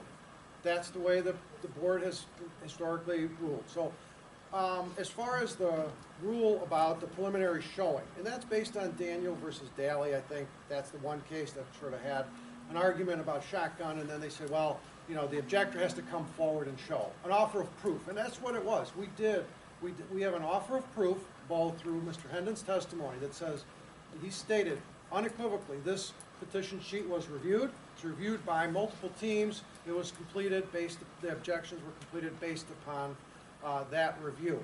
Now, we also have additional evidence because the preliminary showing was granted by the hearing officer who then ordered the partial records exam. And it is very important to review and rely upon, I think, that partial records exam, which does show 79% of objections were sustained. Right. I mean, perhaps, But- and that- Your but, Honor. yeah, I think the hearing officer, I think, took that She into did- consideration, but when Wayne, Right. and I think Right. when Wayne, she felt that, she believed that the bad faith objections over, it was certainly precedence over anything on the candidates or the percentage of signatures sustained or overruled. The hearing examiner did not, she actually said the line-by-line signatures was irrelevant. It doesn't matter to her. She actually did not give any or very little weight to the results of the partial records exam. Okay, I have a question of law on that, if I may. I'm sorry. Question of law? Yep. So, Mr. Finko, as a matter of law, I'm gonna set forth some hypotheticals that have nothing to do with this case. Let's pretend that there's an objector who's challenged as a shotgun objection. The objector comes in and testifies, I never looked at the candidate's petition sheets. I simply filled out appendix sheets, objecting down both columns, okay, 100% of the signatures, and I never looked at the candidate's sheets. That's a shotgun objection, right? Now, what if we put that to a records exam, and the candidate's petition sheets actually are so bad, they get a 90% success rate on their 100% shotgun objection? As a matter of law, if it's therefore very clearly like this, undisputedly a shotgun objection, but it were also to result in removing the candidate or putting the candidate below the minimum number of signatures, should that very clearly undisputed shotgun objection be allowed to be the basis of a final decision to remove the candidate from the ballot? Daniel versus Daly never addressed that exact I'm asking scenario. for your argument. But, if an objector comes in and says, I have never stepped foot and I never looked at signatures at the board, then that's certainly a problem. Yes, that's a problem. And, you know, as a matter of enforcing the election code, the board may want to deal with that type, because that would be perjury, it would be, among other things, an improper objection. Yes, that's. It's not a very, So, should an objector's petition that is proven to be a shotgun be allowed to have a final judgment removing the candidate from the ballot if it's lucky enough to be successful in that regard? yeah, I don't have a comment. I don't know. I don't know. I'd Is have to it look at normal more argument on facts. that? I'd have to look at more facts, because I don't know what. Hold on. This was a hypothetical, So- Mr. Hendon. I clearly said that it had nothing to do with the case, except for the matter of law, which But you does. setting it out there like So- it does. Well, you stay home. The matter of law is very relevant to this case, Mr. Finko, and I want to hear your argument on the answer to the issue. Well, I think it has to be based on a case-by-case analysis, on the facts presented. As a There matter isn't- of law. There isn't a straight, you know, there should not be a bright line that says yes or no. It's a matter of fact-by-fact inquiry. It's fact-based. And if the burden of proof is met by the candidate says that, shows proof that, for example, the objector or shows proof from the clerk, or down in the Board of Elections Commissioner's office that says, you know, I'm a clerk in the board, and this room was empty during the time period when signatures were supposed to be reviewed, then, yeah, that's a problem for that objector. So in that situation, we'd have the board could just strike the objection. But if it comes down to somebody who testifies, we had teams of people reviewing signatures. We did review all of the signatures at the board for genuineness. We reviewed some of the registrations at the board. We also had registrations checked at a remote location. And then we compiled our results, and those results were submitted as the objection. That passes muster, because the threshold here is, was there a good faith inquiry? That's it. You've just Could I- asserted a could lot I- of facts that are not in the record of this case. We Exactly. have been Could I asking for respond to witnesses to that? come forward and I'm testify. sorry, to Mr. the Hendon. facts. Well, we have had We have Mr. a case right now. Hernandez testify that Not to answer. there was a good faith basis. Now, nobody was keeping. Okay, are there any, do the commissioners have? Yeah, I just want to clarify for you. Mr. Finko, what I hear you arguing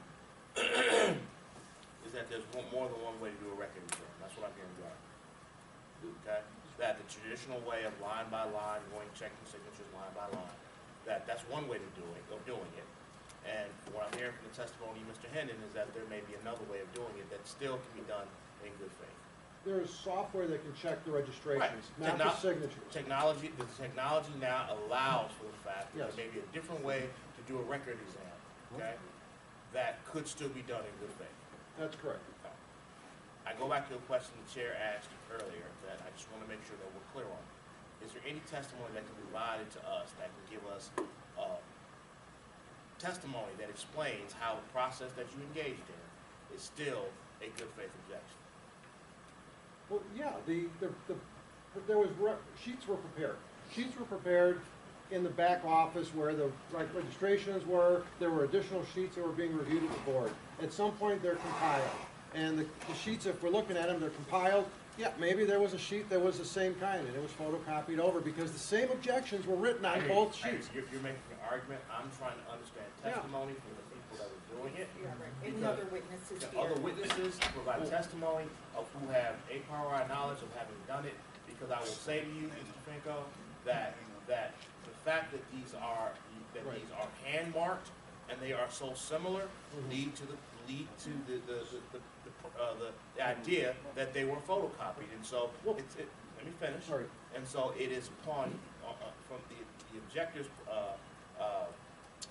responsibility to show us how this new method of checking signatures, and I'll call it new, and making objections is still done in good faith when you see this evidence on its face that sheets were photocopied.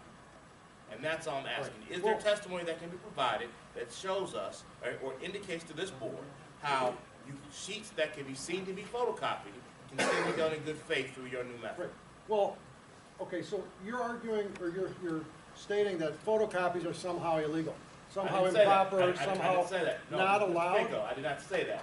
What I'm asking you is, this which you have stated earlier, that you have done this objection and examined the record, or the record of these signatures in a different method that has historically and traditionally been done, and that's potentially or partly brought on by the advent of new technology. That's what I've heard in your testimony. That's and correct. in his testimony and your argument. Yes. Okay? So what I'm saying to asking you is, based on what we see here, and the photocopying of different pages that look exactly alike, is there someone that can provide testimony to explain how that process, it can still produce a good faith argument? Because absent the technology, it provides evidence of these photocopies provide evidence of bad faith. So I'm asking you, is there anyone that can testify who can tell us how your new method can still produce an objection made in good faith? Well, okay, so this is not a new method. First of all, I apologize if I tried to argue that. I said Mr. Finkel, hold on, wait. I must. The software that you referenced, Is let me finish. The software that you referenced came into being in the last cycle. I don't know. From my knowledge, that software came into being in the last cycle. That software is being used by candidates today. Mr. Hernandez is still on the stand. To do evaluation of signatures and dual signatures and the like. Sure, Okay? sure. Okay? So we'll take notice Great. of that. So- hold on, let me finish. So compared to how this has been done for the past 100 years, this is new.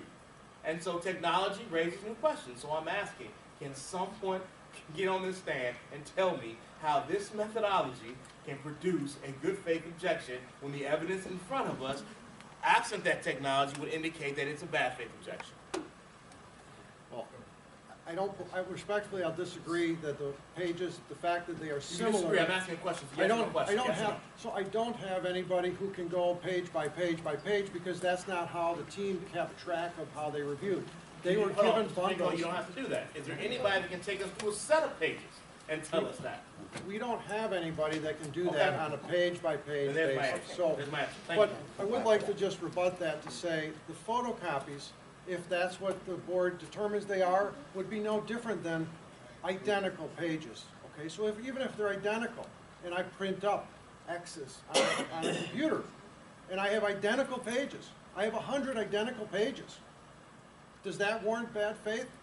How do you know the pages are identical until after you've gone through line by line, making a check for each Right. individual signature that That's- you're doing individually? You that's- started off with no. photocopies that are filled in. How do you get That's- to that point? that's Putting my- the cart before the horse. That's my point, though, counsel, is that the fact that there are 100 pages that are identical at the end does not presume or preclude a review ahead of time. All it shows is the But the photocopies result. show that the review was not But it done sh- individually ahead of time. Right. It shows that the result was the same for those sheets. But It where's doesn't- the sheet that the worker was individually reviewing the lines and Tho- checking off individually for each sheet as they go? They- Where are those sheets? Those are the sheets in your hand. But They are in the board, photocopies. in the objection.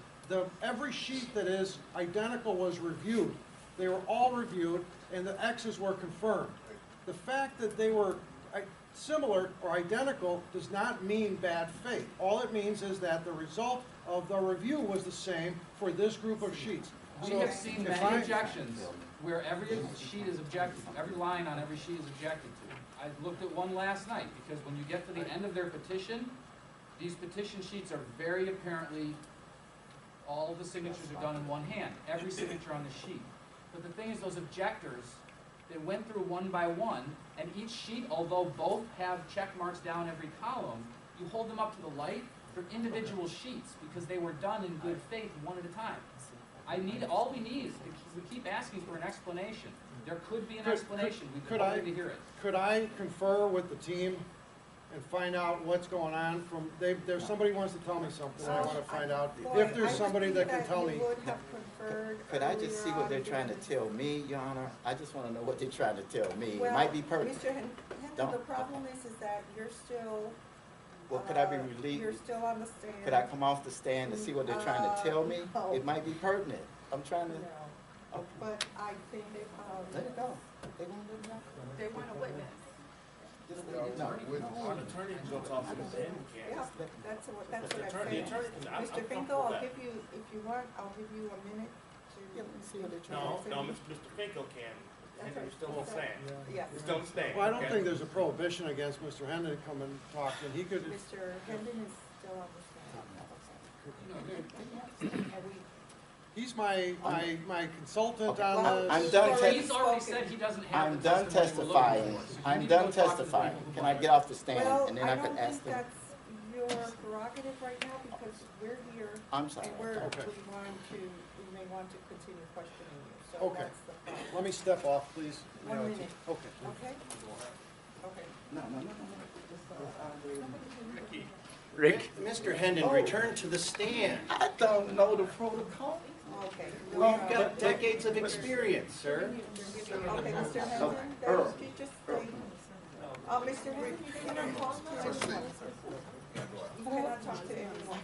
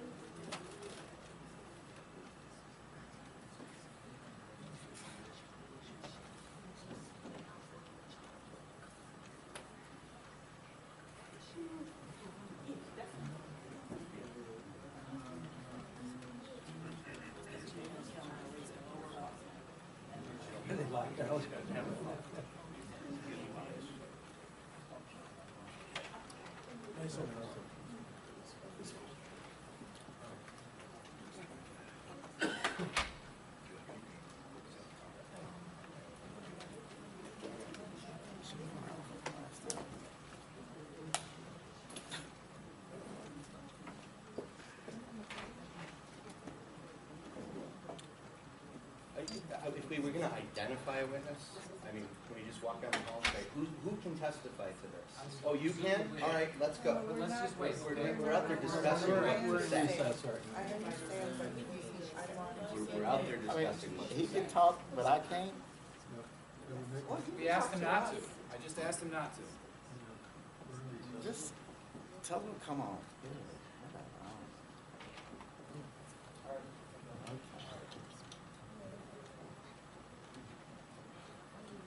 They come?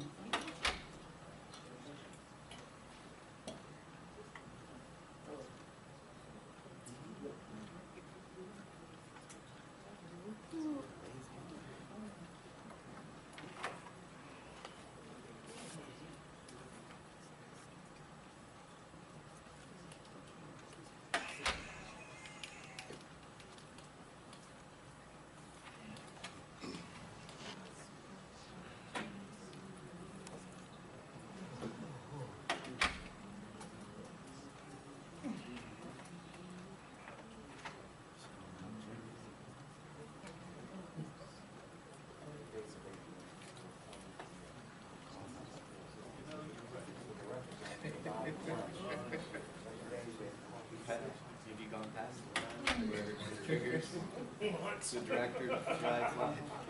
And more importantly, Let's, this is for everyone. Let's get back on the record. Mr. Finkel?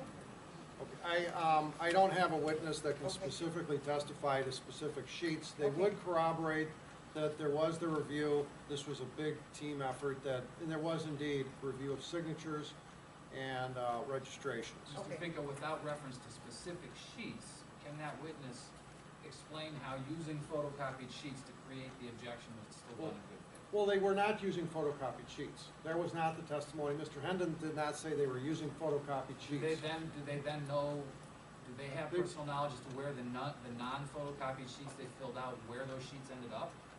Well, they were sent back and forth between the remote and the board because some of it was being done at the, Right. so we didn't keep track of any sheet, transfers or copies or I anything. think This was, we're ready. It's, Wait, is there, counsel. so, yes, I'm sorry. Mr. Erdman? Do I get to cross, Mr. Henn? Yes.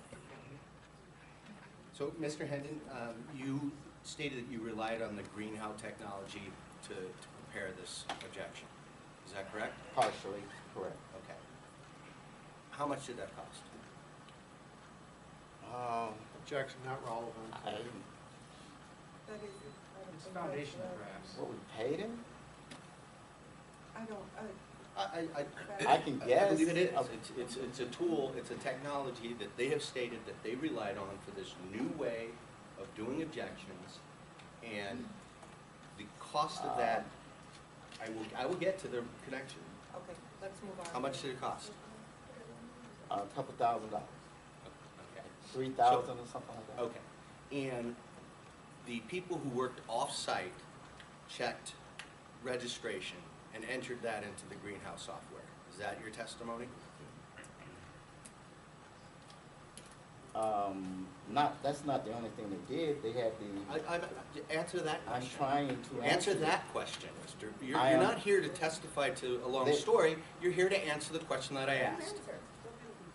They checked registration, they checked sign more than one candidate's petitions and out of districts. Did they enter it into the software? I don't know how that software worked. I've never Yes, used it we did. before, but I assume they did. Please be quiet. We've got people in the audience. Just stay Everyone- focused. The chairwoman will control the room. Everyone, I have- urge everyone here, please be quiet. The only person who should be speaking is the witness and the attorney at this time. No comments from anyone. I have never used that before, and I don't know quite how it works. If I had my brothers, it wouldn't exist. I don't think, but I mean, it exists, it's the new technology. We used it, I don't know quite how it works. But I guess they did enter, they checked the boxes, so they had to enter it into something. I don't know how it works. Would you be surprised to know that you can enter all of that information into the greenhouse software and push a button and it will print out recapitulation sheets with all of those X's entered? Would I be what? Would you be surprised to know that about the software that you spent $3,000 on? No, I wouldn't be surprised if they Okay. could do that. The new technology can do a lot of stuff. Okay. I wouldn't be surprised. You can trust me that it can. Okay. So, Counsel, don't testify. would you look at the group of recapitulation sheets that start with 2399? Okay. So, 2399 and 2398 appear to be photocopies. Is it your testimony that these are not photocopies, but somebody wrote that again in the exact same hand? Object to I can't. asking this witness to speculate. Let the witness I can't. answer. I can't. You can't what? I can't testify that it's not a photocopy. I can't testify. Okay, that's fine, that's your answer, and it will go into the record. If you look at 2398 and 2397.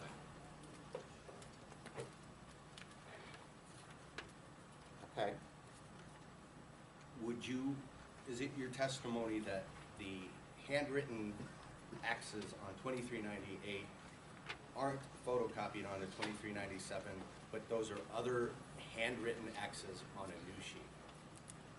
Objective, foundation speculation. He was, Okay, said he couldn't. Objection, I mean, Mrs.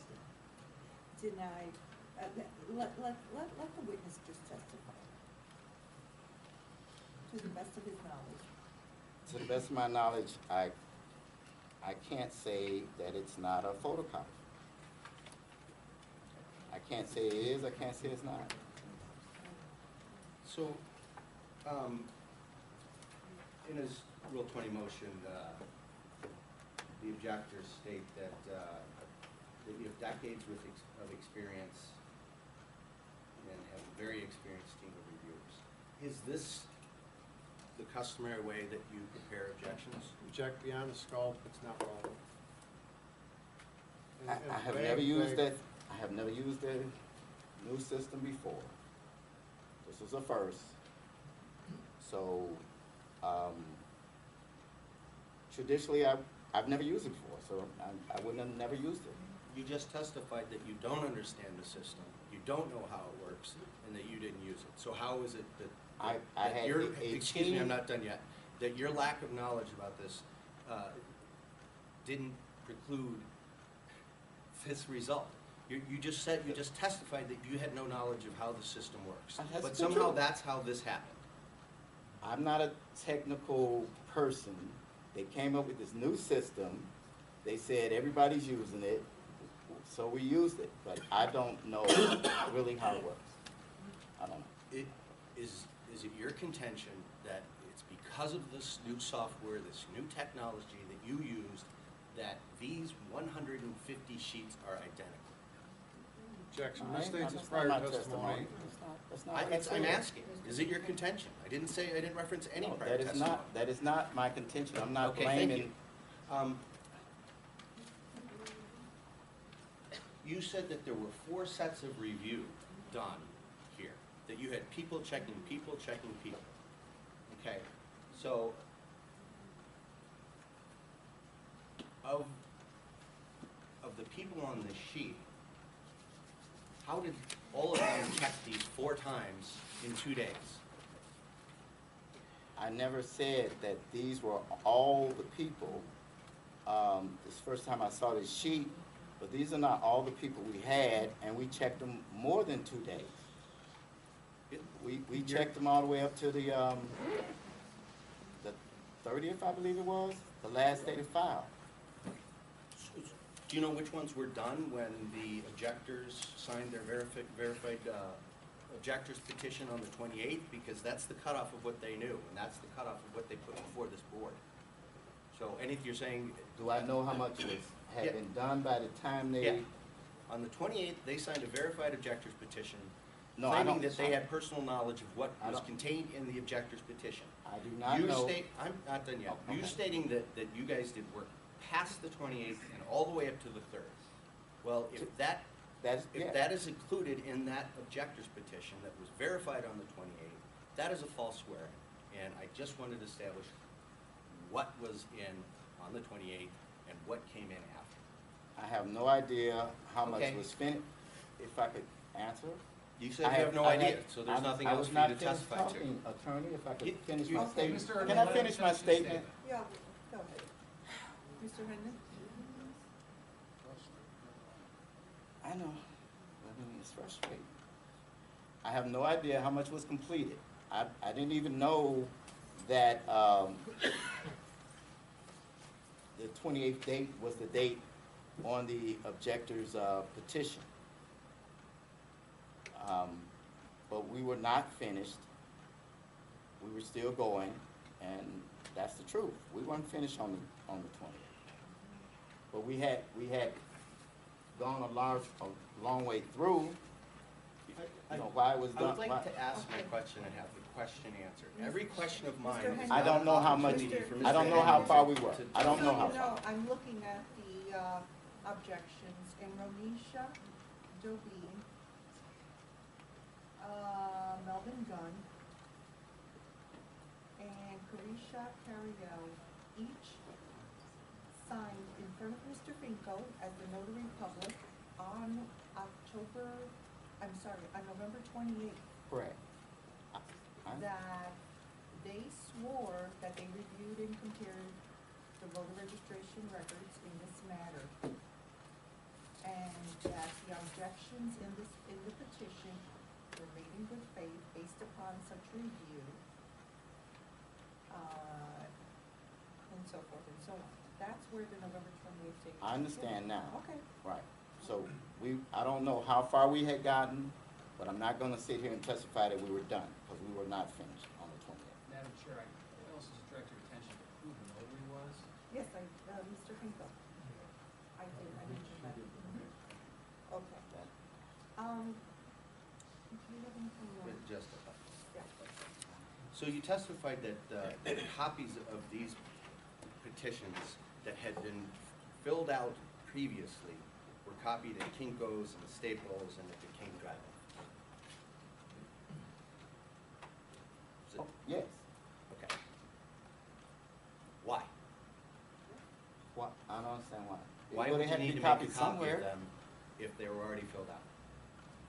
They were not completed. I testified to that earlier.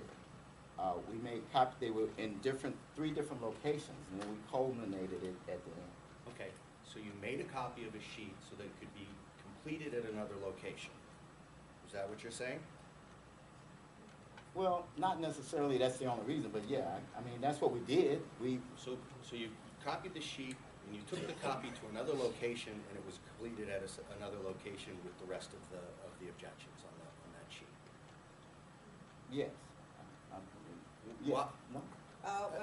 I'm sorry. You have to. To the best of my knowledge, yes. Why wouldn't you take the sheet to the other location and have it completed? Why would you go to the trouble of making a copy of it? Why not just take that sheet to the other location and have it No, completed? wait, you tricked, that was a trick question. Oh, was You tricked it? me up with that question. You asked me that I make a copy? Could you repeat that? Because I'm confused now. We can have the court reporter read it back. Yeah, what was, read that.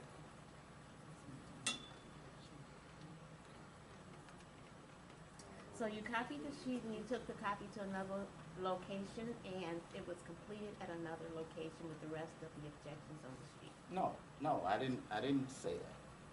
You did. Actually, that's Well, then why she's I here, didn't to tell understand you the what you question. said. I didn't understand the Okay, question. then what is your answer? Then I'll ask you again. You testified earlier that sheets were partially completed. Then they were photocopied at Kinko's and No, I didn't Staples say and the that. King Drive office. I did not say that. I did not say that. It misstates his testimony. The sheets were taken, the original sheets were taken to the other locations. The copies were What other made, locations?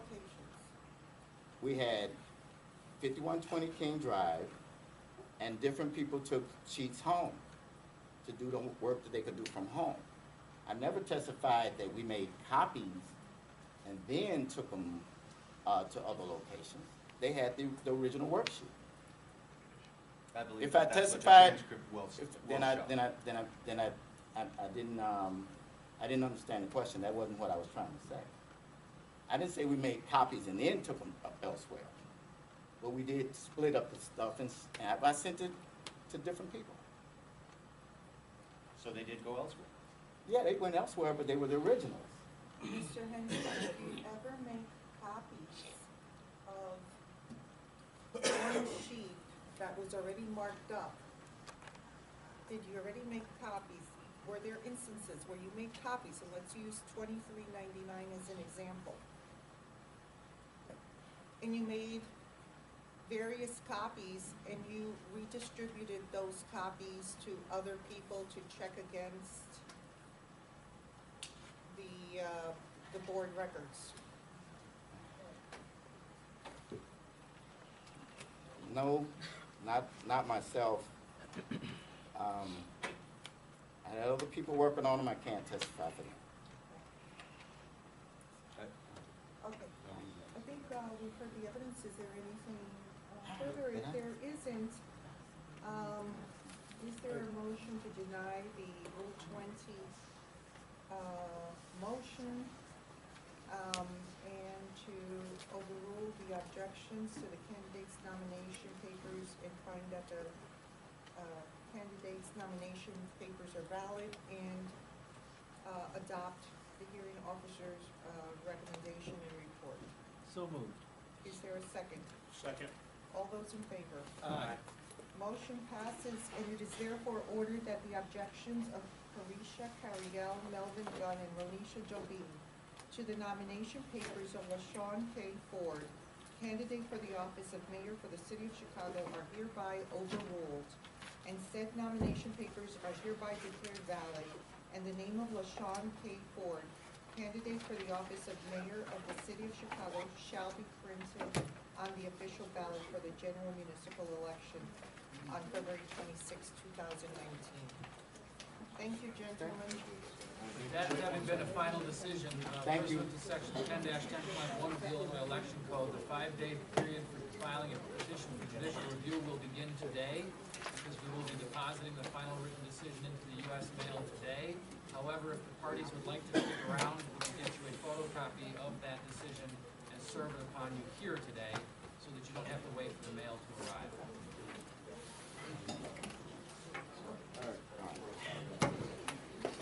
And it's being signed.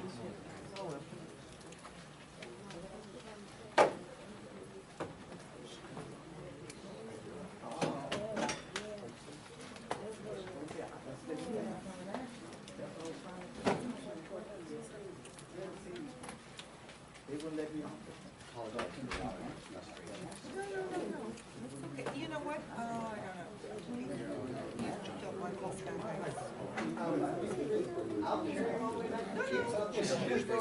You've got to recycle. Yes, we're good.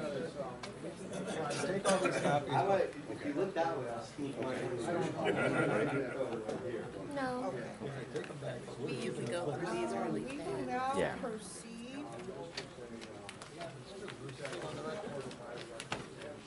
You get other stuff to do? Is Yeah. that just about me? Let me hurry up and get out of here. Okay. Why don't you, don't worry. Wait a minute. Can, Yeah, we'll take it outside. okay, thanks. I'm sorry, Your Honor, I'm sorry. No, no, no. I thought the hearing was concluded. Like I said, I thought it was all But about us. that's okay, I understand, there's a lot to get. An election lawyer works from sun to sun, but Have a nice- before it's working. Have a nice, Thank you, have a nice rest Thank of you, your Mr. day. Thank you. Good advocacy, sir. Thank you, thank you.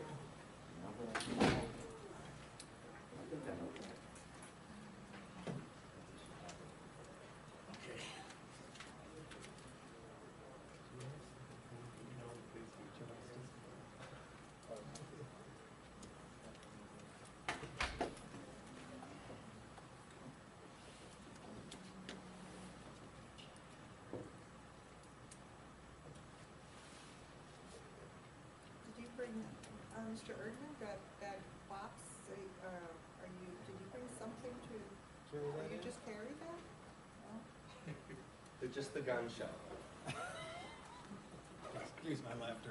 Well, it was meant to evoke. Oh, So- okay.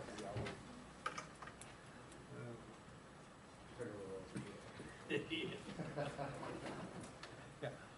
Lance, don't you dare pick that up, okay? Thank you.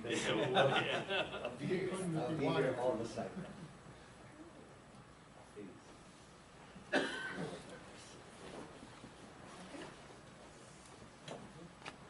Okay, so, we will proceed now to, certain final, decisions we have.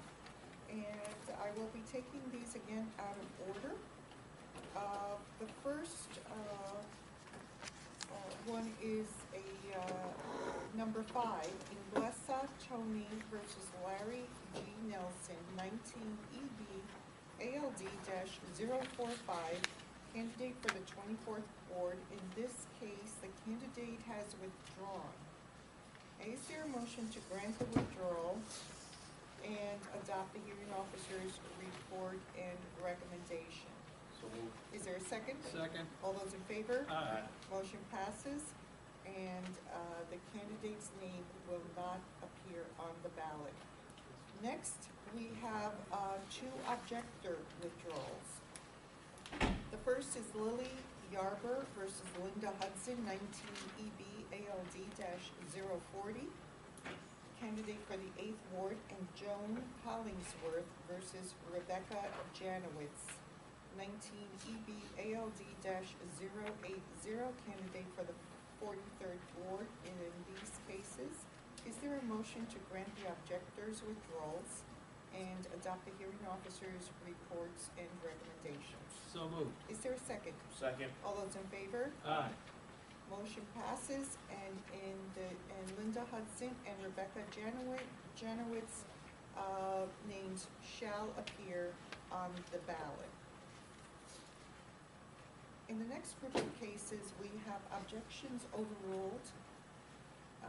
The first case is Leroy Davis versus Patricia Foster, 19 EB ALD-019, with a related case, ALD-047, candidate for the 21st Ward.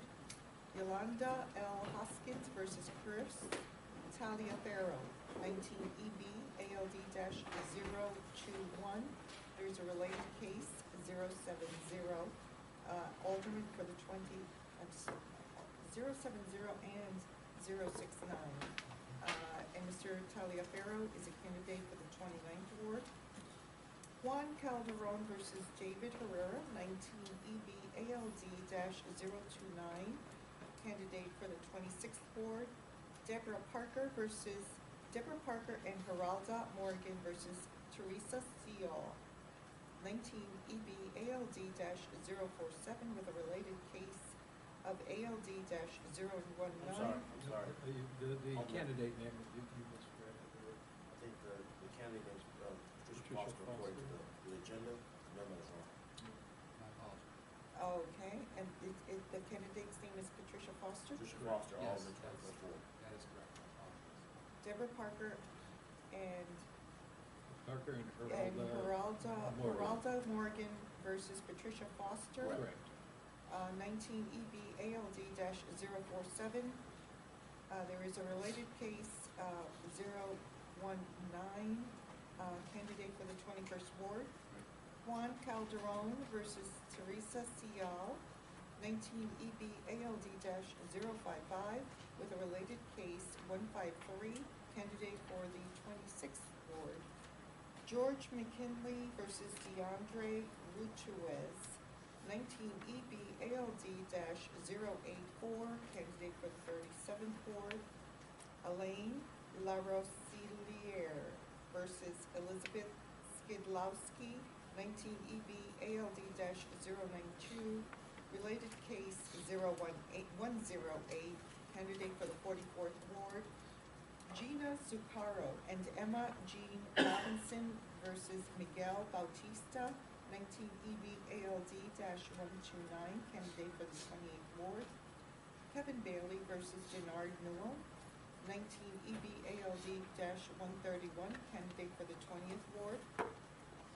David Herrera versus Teresa Seal, 19 EB ALD-153, with a related case ALD-055, candidate for the 26th Ward.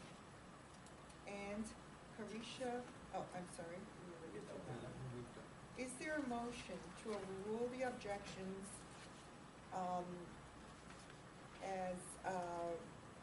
and adopt the hearing officer's report and recommendations? So moved. Is there a second? Second. All those in favor? Aye. The motion passes, and the names of the aforementioned candidates shall be placed on the official ballot for the general municipal election on February 26, 2019. We have two objections that have been sustained. Maddie B. Lacey versus Andre S. Love, 19 EB ALD-102, candidate for the third ward. And Kevin Bailey versus Clifton Pierce, 19 EB ALD-141, candidate for the 20th ward. Is there a motion to sustain the objections as provided in the hearing officer's report and adopt the hearing officer's recommendations and report? So moved. Is there a second? Second. All those in favor? Aye. Motion passes, and the names of Andre Love and Clifton Pierce shall not appear on the ballot. Is there, at this time, is there anyone here for public comments? If there is not, is there, Madam Chairwoman, oh, while you sign some decisions in open session, if you would be so kind, I'd like to make a comment about our rules to follow up from our last electoral board. sure. At our last electoral board meeting, we've had some, and several of the priors, we've had some parties come up to discuss how our rules work and what our rules say, specifically rules 8 to 20, but others as well. And we discussed last time at the request of the commissioners that I would take on the task of taking a fresh look at the rules and tweaking them or improving them for future cycles. That is, of course, a very good point, and it's well-founded and taken. But what I wanted to say, to follow up on that discussion, is I just do want to point out that the rules that are adopted by this board are pretty much the same from year to year, and cycle to cycle. But in between those times, that we do receive comments frequently from the practitioners who represent parties before the board. The rules are frequently discussed at the Chicago Bar Association's election law committee meeting, feedback from the practitioners. Our rules are relied upon, I know at least a few different local government municipal law firms that represent electoral boards in suburbs that use our rules as model rules. Our rules are very comparable to and even to some extent been used as models by the county and the state board elections. So I think that it's always a good endeavor to make the rules better every time, and we have certainly already identified some areas where they could be improved. But I do just want the record of the electoral board to reflect that they are also very good rules that have been tested through the courts all the way up to the Supreme Court, and so I just wanted to be known that it is my opinion and the shared opinion, I believe, of many people in the community, that we have a very good set of rules that we will continue forever to modify and make better as times change. Thank you, Mr. Lassiter. Thank you.